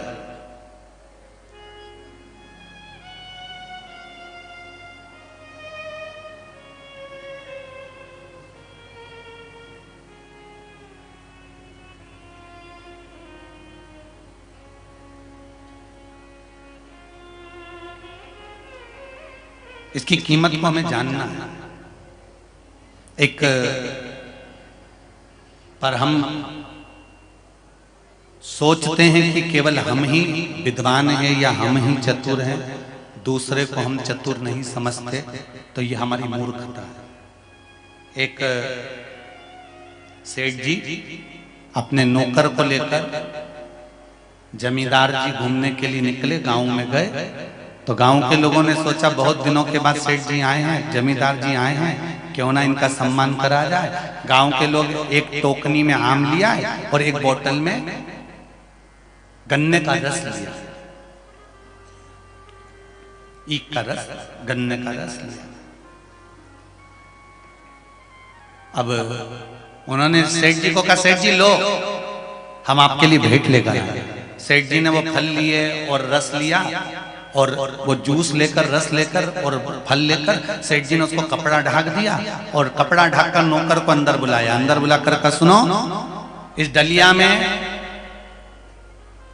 एक चिड़िया है और इस बोतल में जहर है, मेरे घर पहुंचा देना, मैं आ रहा हूं, इधर उधर मत कर देना, और डलिया का कपड़ा मत उठाना, नहीं तो चिड़िया उड़ जाएगी।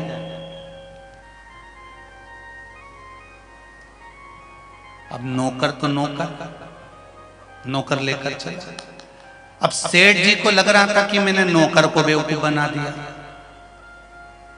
पर आज के जमाने के नौकर बेवकूफ बने।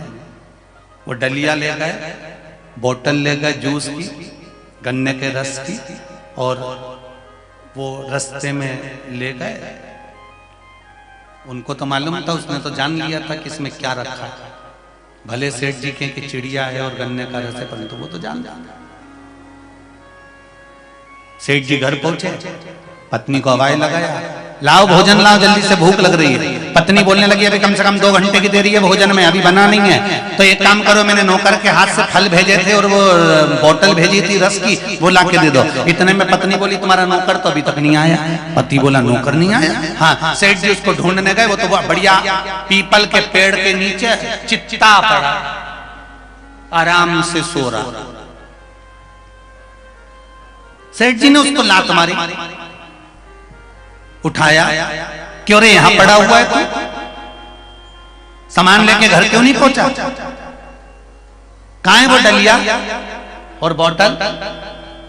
इतने में नौकर हाथ जोड़ के बोला, सेठ जी इतनी तेज हवा चली, इतनी तेज चली, डलिया हाथ से छूट गई, कपड़ा उड़ गया, उसमें से चिड़िया भाग।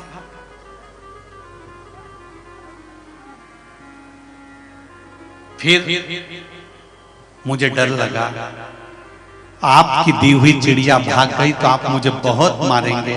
तो मैंने सोचा एक काम करूं, बोतल में जहर है, पी लेता हूं और मर जाता हूं। मैंने पूरी बोतल का जहर पी लिया। अब मैं इंतजार कर रहा हूं, मरूंगा कब।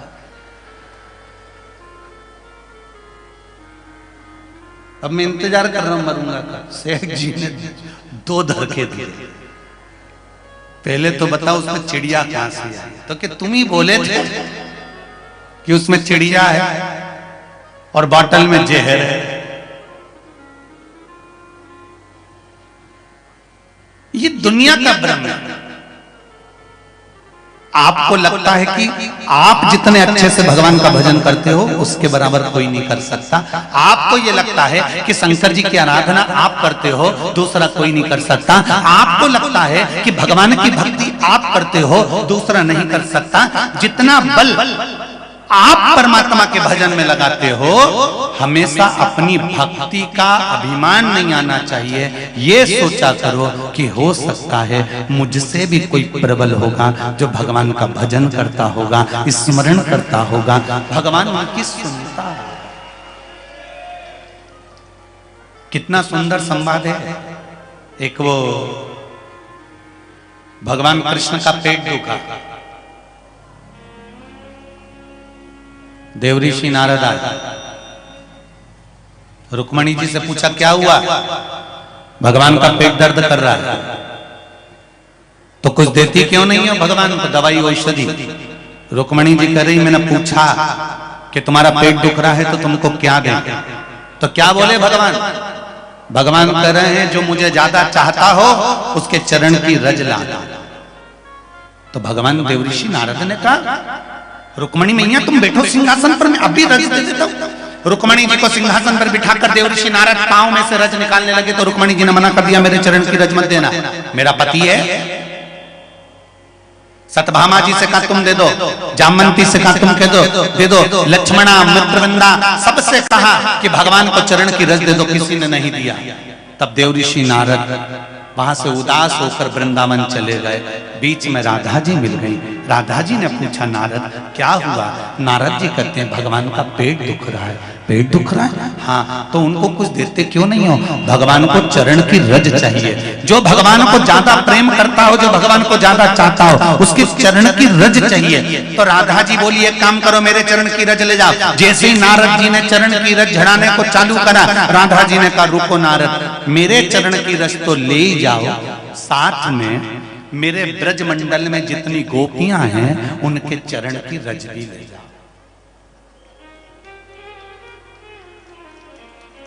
नारद जी ने पूछा उनके चरण की रज क्यों?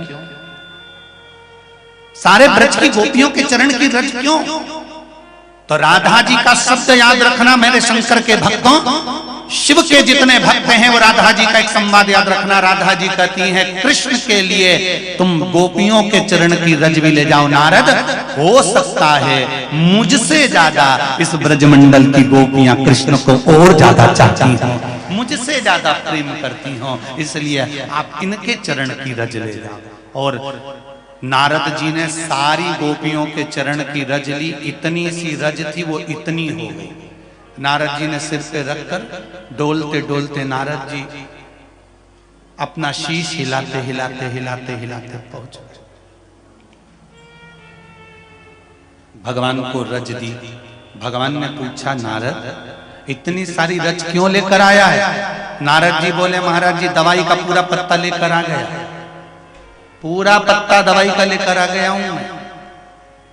जब जब पेट दुखा करे तब तब निकाल के खा लिया। ये एक गोपी के चरण की रज नहीं है, संपूर्ण गोपियों के चरण की रज है।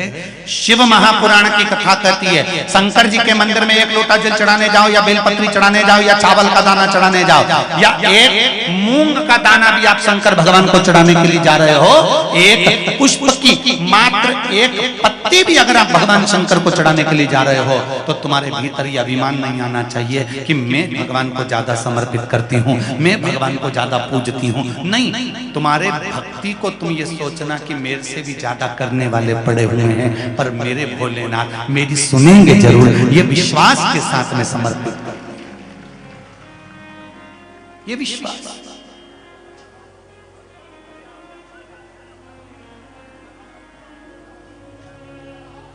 जब भी जन्म मिलेगा सेवा करेंगे, कहते तुमसे बाबा चरण पड़ेंगे देना साथ हमारा बाबा, बन कर के तुम साथी बाबा भोलानाथ है हमारा तुम्हारा, तुम्हारा हमारा। बाबा भोलानाथ है हमारा तुम्हारा, तुम्हारा हमारा। प्यारा शंभुनाथ है हमारा तुम्हारा, तुम्हारा हमारा। बाबा शंभुनाथ है हमारा तुम्हारा, तुम्हारा हमारा। महाकाल की इस नगरी में पाऊं जन्म दोबारा, महाकाल की इस नगरी में पाओ जन्म दोबारा। ओ बाबा भोलानाथ है हमारा तुम्हारा, तुम्हारा हमारा। बाबा भोलानाथ है हमारा तुम्हारा, तुम्हारा हमारा। ओ जय भोला भंडारी गौरा के त्रिपुरारी, जय भोला भंडारी गौरा की त्रिपुरारी। ओ रखियो लाज हमारी गौरा के त्रिपुरारी, रखियो लाज हमारी गौरा की त्रिपुरारी। मन की इच्छा पूर्ण हो तो हो कल्याण हमारा, मन की इच्छा पूरी हो तो हो कल्याण हमारा।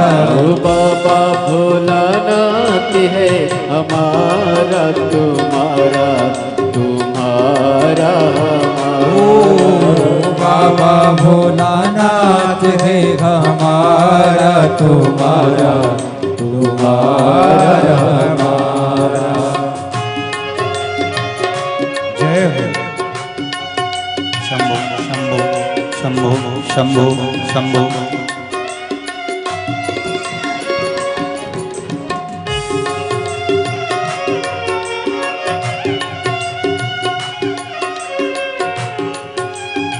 बड़े आनंद से दोनों हाथों से ताली सेवा देते होंगे।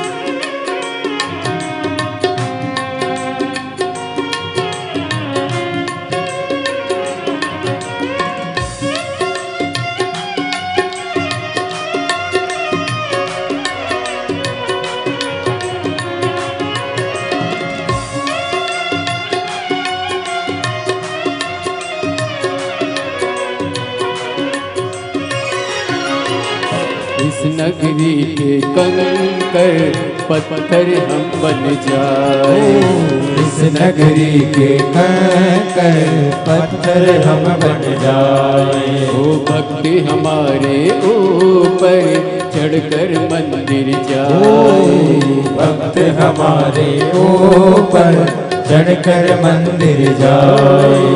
इस नगरी के कंकर पत्थर हम बन जाए, इस नगरी के कंकर पत्थर हम बन जाए। भक्ति हमारे ऊपर चढ़कर मंदिर जाए, भक्त हमारे ऊपर चढ़कर मंदिर जाए। भक्त जनों के पाँव पड़े तो हो उद्धार हमारा, भक्त जनों के पाँव पड़े तो हो उद्धार हमारा।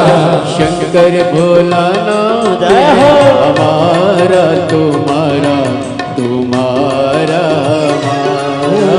शंकर भोलानाथ है हमारा तुम्हारा, हमारा हमारा।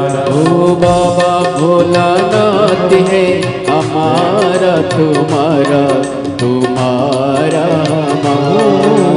बाबा भोलानाथ है हमारा तुम्हारा तुम्हारा हमारा।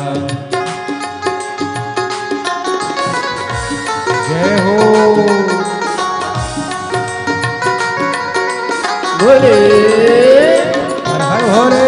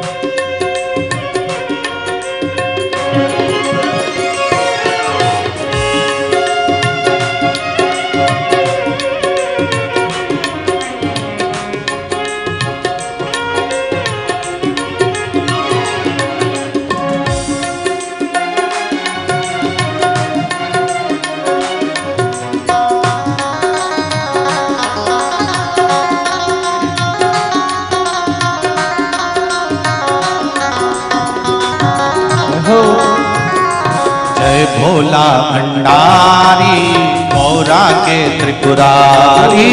जय भोला भंडारी गौरा के त्रिपुरारी। ओ जय भोला भंडारी गौरा के त्रिपुरारी। जय भोला भंडारी गौरा के त्रिपुरारी। ओ रखियो लाज हमारी गौरा के त्रिपुरारी। रखियो लाज हमारी गौरा के त्रिपुरारी। ओ मन की इच्छा पूर्ण हो तो उपकार हमारा। मन की इच्छा पूर्ण हो तो उद्धार हमारा। ओ बाबा भोलानाथ है हमारा तुम्हारा तुम्हारा हमारा। भोलानाथ है हमारा तुम्हारा तुम्हारा हमारा। ओ बाबा भोलानाथ है हमारा तुम्हारा तुम्हारा हमारा। बाबा भोलानाथ है हमारा तुम्हारा भाव से प्रेम से हमारा। जय हो जय हो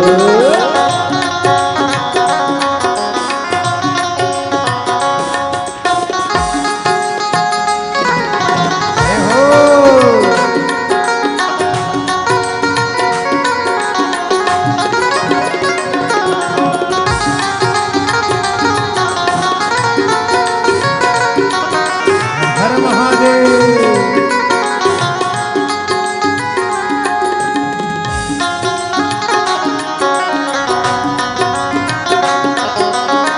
बड़े आनंद से पीछे वाले भी दोनों हाथों से।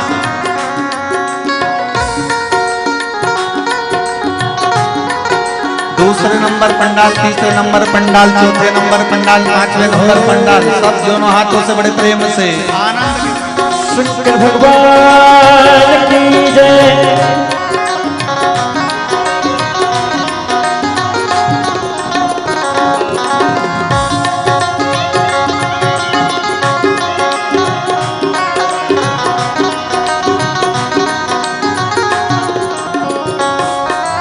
बाबा भोलानाथ है हमारा तुम्हारा तुम्हारा हमारा। बाबा भोलानाथ है हमारा तुम्हारा तुम्हारा हमारा। बाबा भोलानाथ है हमारा तुम्हारा तुम्हारा हमारा। बाबा भोलानाथ है हमारा तुम्हारा तुम्हारा हमारा। बाबा भोलानाथ है हमारा तुम्हारा तुम्हारा हमारा। ओ बाबा भोलानाथ है हमारा तुम्हारा तुम्हारा हमारा। बाबा भोलानाथ है हमारा तुम्हारा तुम्हारा हमारा। महादेव भगवान शिव से प्रार्थना करें। भगवान शंकर ओघड़ दाना त्रिकालदर्शी अकाल मृत्यु वो मरे जो काम करे चंडाल का। काल उसका क्या बिगाड़े जो भक्त हो महाकाल का। हर हर महादेव। शिव की आराधना में मन 5 गौ माता प्रकट हो गई। उन 5 गायों के प्रकट करने का कारण केवल इतना सा है कि अविरल भक्ति। सभी आज गंगा दशहरे का दिन है। प्रेम से शिव महापुराण के मूल मंत्र को सभी बोलेंगे, बाबा से निवेदन करेंगे और विनती करेंगे कि हम जिस कार्य के लिए शिव महापुराण की कथा श्रवण कर रहे हैं ऐसा कृपा करना, हमारे भंडार करना। श्री शिवाय नमस्तुभ्यं। श्री शिवाय नमस्तुभ्यं। श्री शिवाय नमस्तुभ्यं। श्री शिवाय नमस्तुभ्यं। श्री शिवाय नमस्तुभ्यं। श्री शिवाय नमस्तुभ्यं।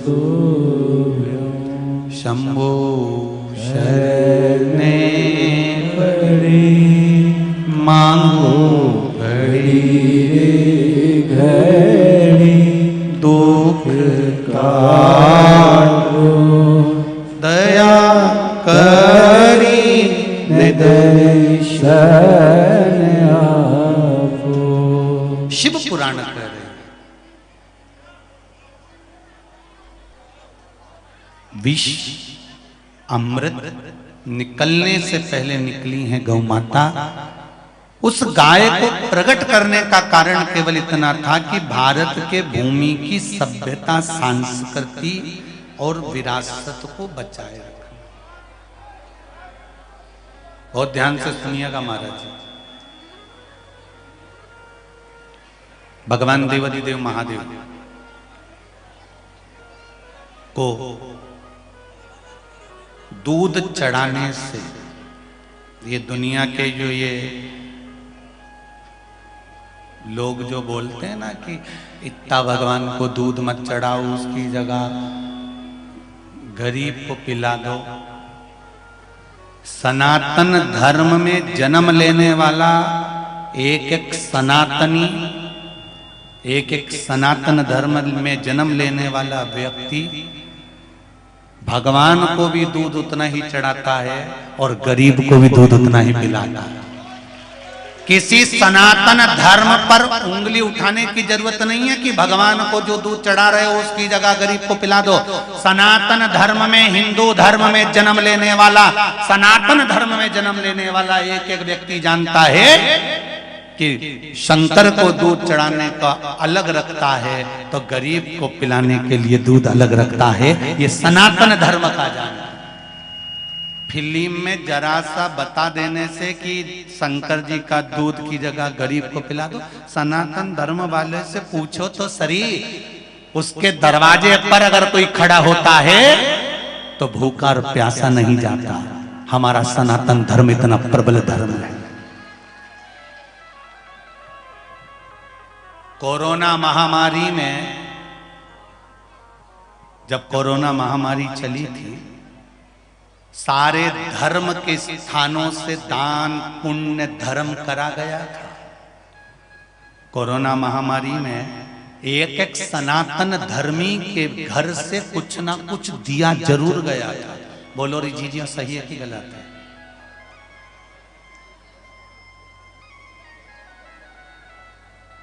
सनातन धर्म का व्यक्ति तो जब दुख की घड़ी आती है तो हर दुख की घड़ी में अगर कोई खड़ा मिलता है तो सनातन धर्म का एक व्यक्ति खड़ा मिलता है।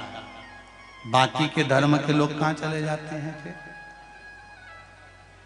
इसलिए सनातन धर्म का व्यक्ति, कोई तुमसे कहे कि शिव जी को दूध चढ़ाने से क्या होता है, शंकर भगवान को जल चढ़ाने से क्या होता है, शंकर भगवान को मूंग का दाना चढ़ाने से क्या होता है, शंकर जी को चावल चढ़ाने से क्या होता है, शंकर जी को बेलपत्र चढ़ाने से क्या होता है, दुनिया के कई लोग इसको ढोंग कह देंगे, प्रपंच कह देंगे, कई लोग बुराई करने वाले कह देंगे ये तो ढोंग बना रखा है, सियोर वाले महाराज ने प्रपंच रचा रखा है, ढोंग कर रखा है। तो वेद व्यास जी ने शिव महापुराण में ये मूंग का क्यों लिखा, चावल का क्यों लिखा, शहद का क्यों लिखा, जल का क्यों लिखा, दूध का क्यों लिखा, बेलपत्री का क्यों लिखा, धतूरे का क्यों वर्णन करा, रुद्राक्ष का वर्णन वेद व्यास जी ने क्यों वर्णन करा? क्यों हमारा शास्त्र कहता है कि रुद्राक्ष देओ तो रुद्राक्ष लेओ, रुद्राक्ष गले में धारण करो तो रुद्राक्ष का पानी पियो। दुनिया के लोगों को अगर ढोंग और ढकोसला लगता है तो इनकी बुद्धि सनातन की नहीं है, ये तो लगता है कि किसी और के द्वारा जन्म ले लिए गए हैं, इसलिए इनकी बुद्धि बिखर गई है।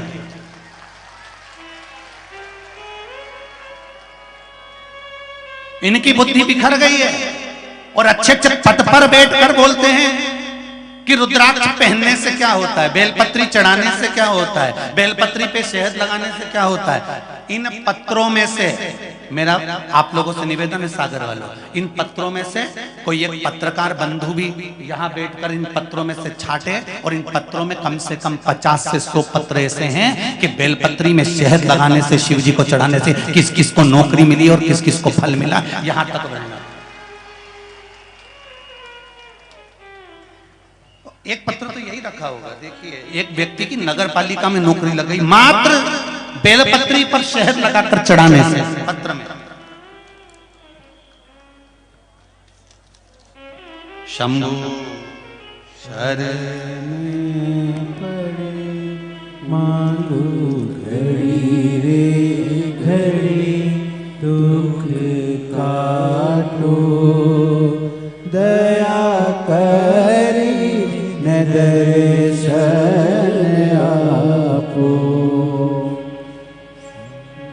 शरण पड़ी मांगो घड़ी रे घड़ी दुख काटो, दया करी न दर्शन आपो, दया करी न दर्शन आपो, घड़ी मांगो घड़ी रे घड़ी दुख काटो, दया करे न दर्शन आपो। जिसने पत्र लिखा है पीपल, जिसने पत्र लिखा है जिसमें लिखा है बेलपत्री को शहद चढ़ाकर लगाने से मेरी सरकारी नौकरी लग गई, अगर वो बैठा हो तो खड़े हो जाओ। इसमें ढूंढने में थोड़ा समय लगेगा, 2 पत्र तो मिल गए।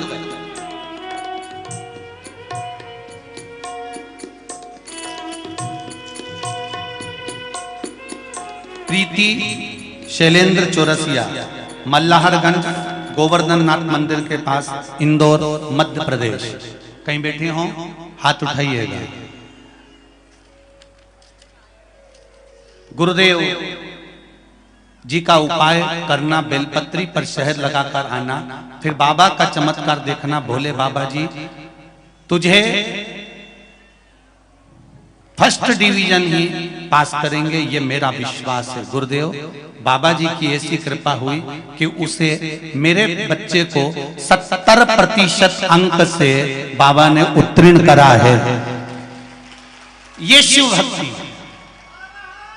एक और पत्र है,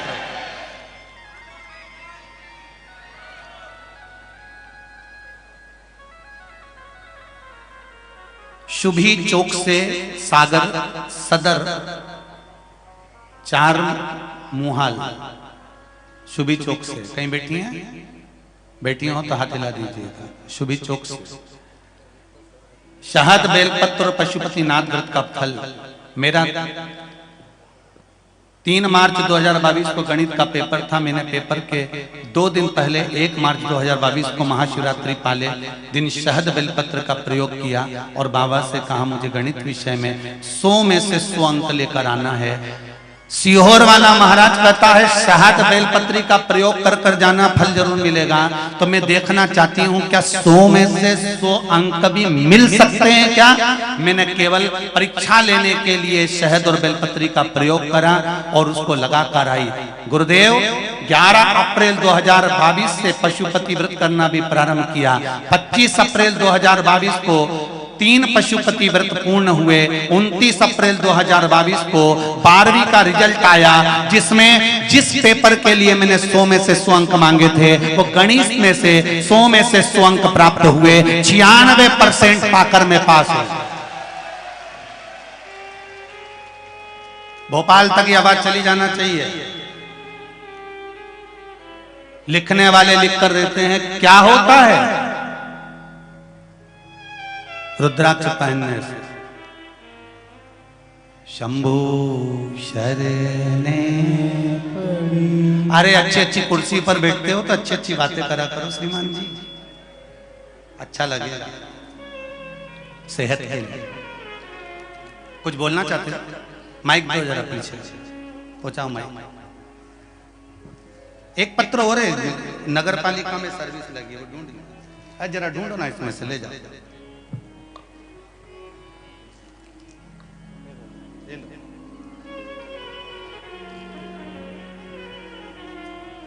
पहुंचाओ जल्दी जल्दी पहुंचाओ जरा माइक। श्री शिवाय नमस्तुभ्यं। श्री शिवाय नमस्तुभ्यं। महाराज जी आपके चरणों में कोटि कोटि प्रणाम। जी कहाँ से हैं? महाराज जी सागर से, पांडे परिवार से और कार्य पत्रकार का है। महाराज जी 7 दिन से आपके चरणों में पूरा पांडे परिवार कथा सुन रहा है। जी, कथा का फल क्या होता है महाराज जी आपको वर्णन कहता चाहता हूँ।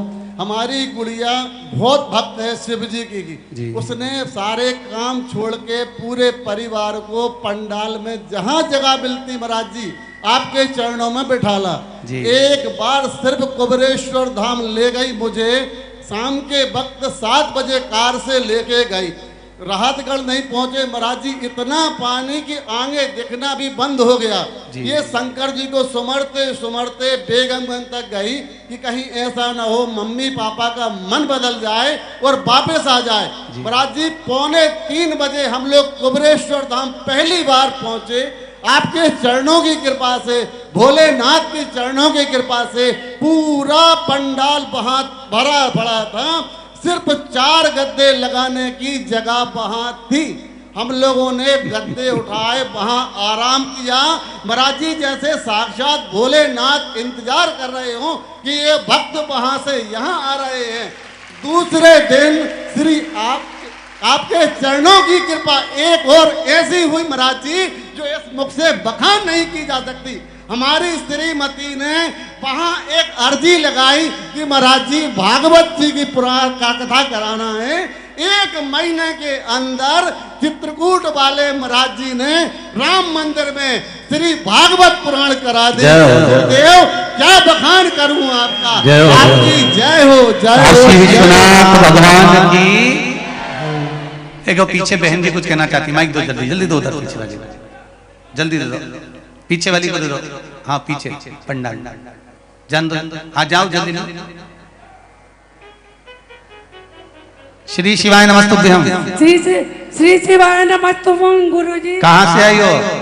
गुरुजी मैं अन्नपूर्णा शुक्ला कटनी से आई हूँ जी। गुरुजी अर्चना वर्मा के बेटे की सरकारी नौकरी लग गई है। बधाई हो।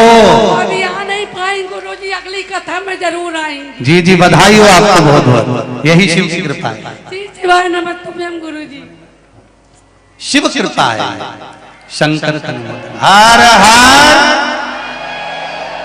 शिव कृपा का फल क्या होता है, शंकर का अनुमोदन क्या होता है, भाई जानो तो।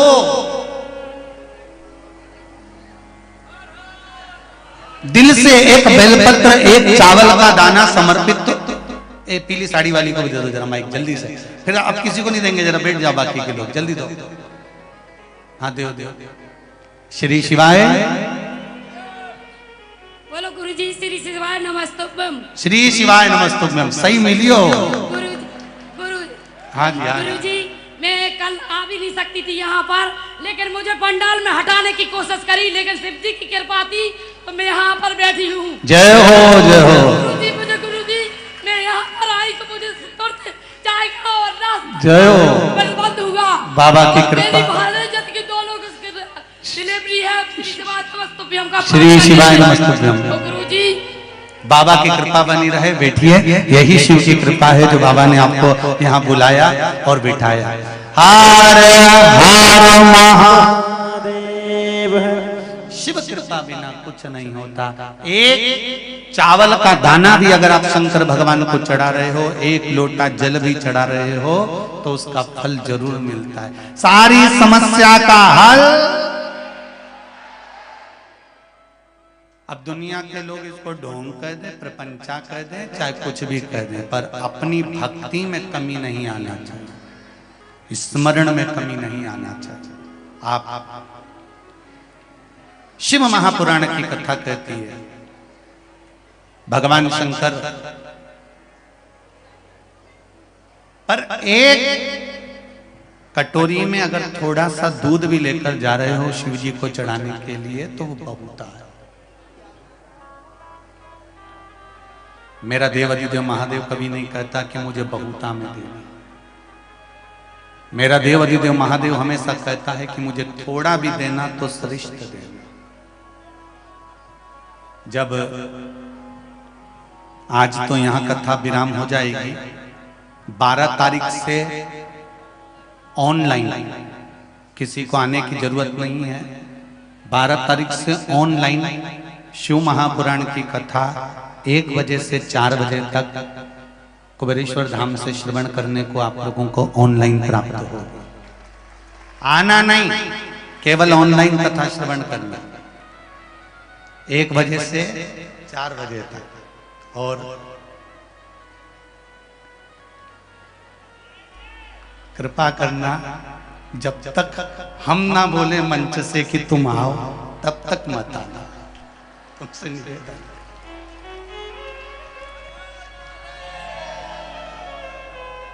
इंदौर, खरगोन, रतलाम, देपालपुर, तुम सब ने सब फेल कर दिया, इतने आ गए।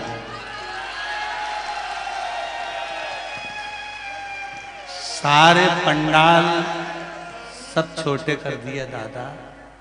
सागर वालों, ईमानदारी की बात, तो तुमने सागर को महासागर कर दिया। गजब इकट्ठे हो गया। शिव कृपा। और प्रशासन को भी बहुत बहुत धन्यवाद दूंगा साहब, यहाँ के सारी प्रशासन क्या मुस्तैदी से संभाल रही है, बहुत बहुत साधुवाद है साहब। ये शिव कृपा है। और चाहे मेडिकल लाइन हो, चाहे कोई हो, एक आपके यहाँ के पंडित नीरज जी बचकैया जी हैं, उन्होंने तो 7 बस लगा के रखी है, पहले दिन से ले जाना लाना। धन्यवाद साहब। और बता रहे थे रात्रि को इतने लोग हो गए कि 1,500 से 2,000 3,000 लोग तो यहाँ पर सोए हुए थे।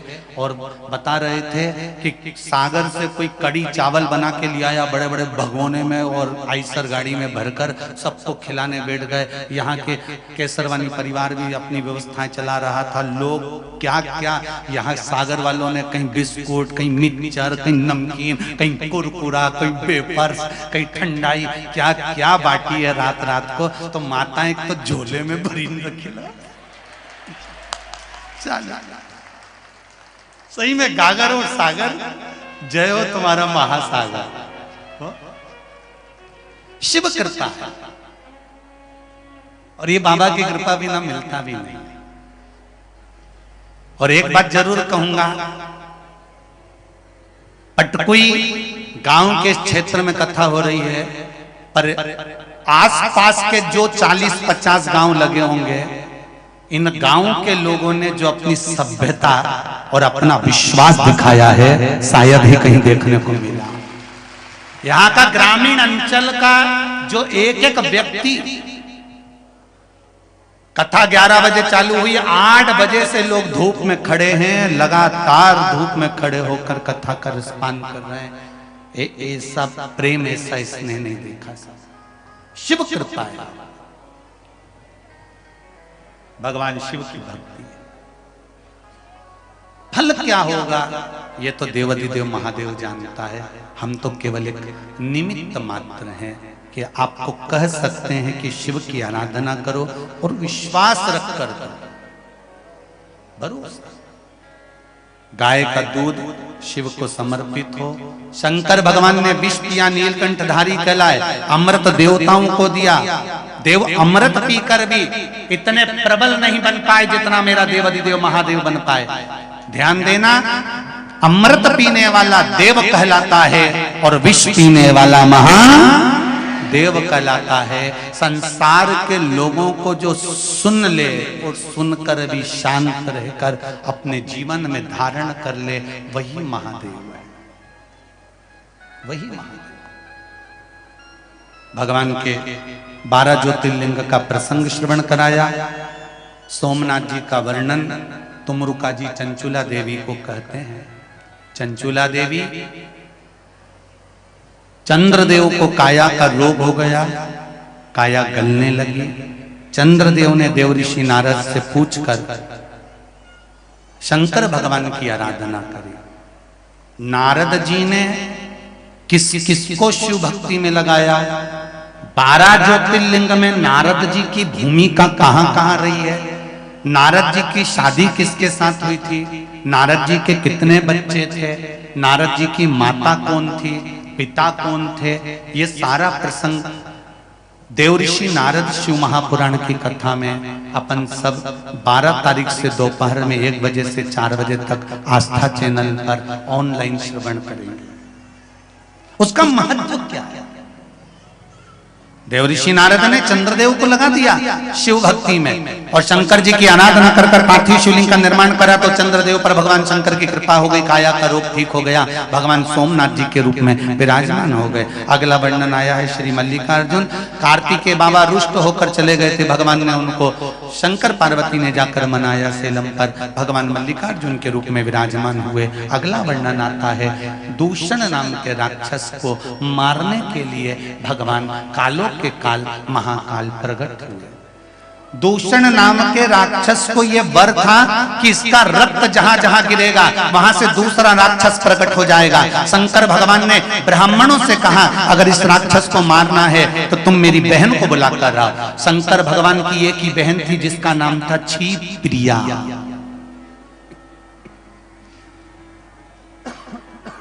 क्या नाम था? क्षिप्रिया।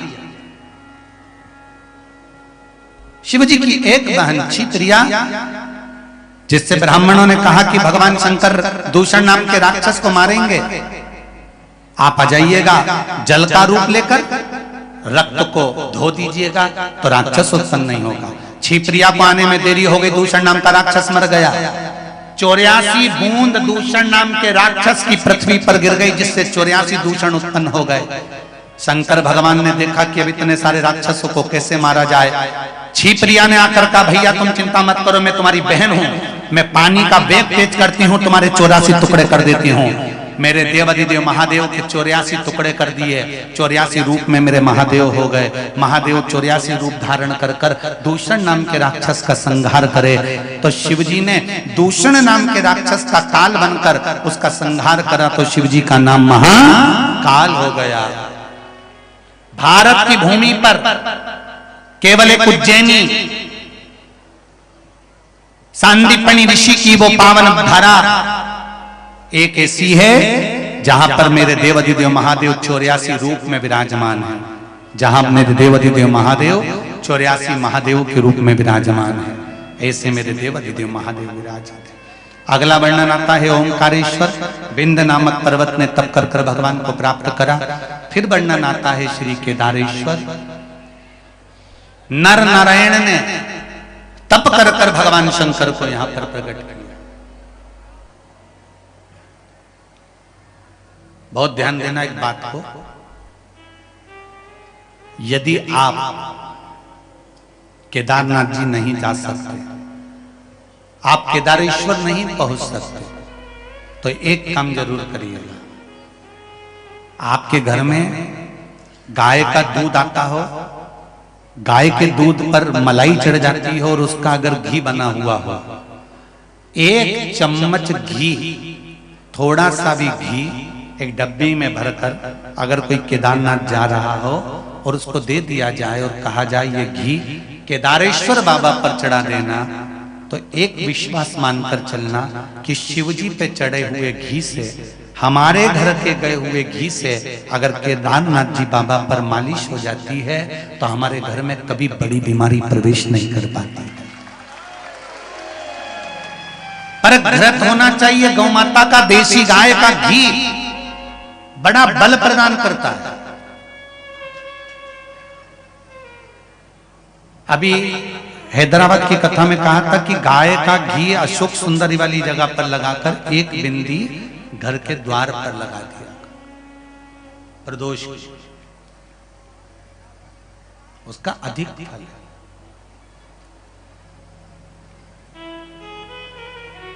महाराज नर नारायण के लिए भगवान केदारेश्वर के रूप में प्रकट हुए। जिन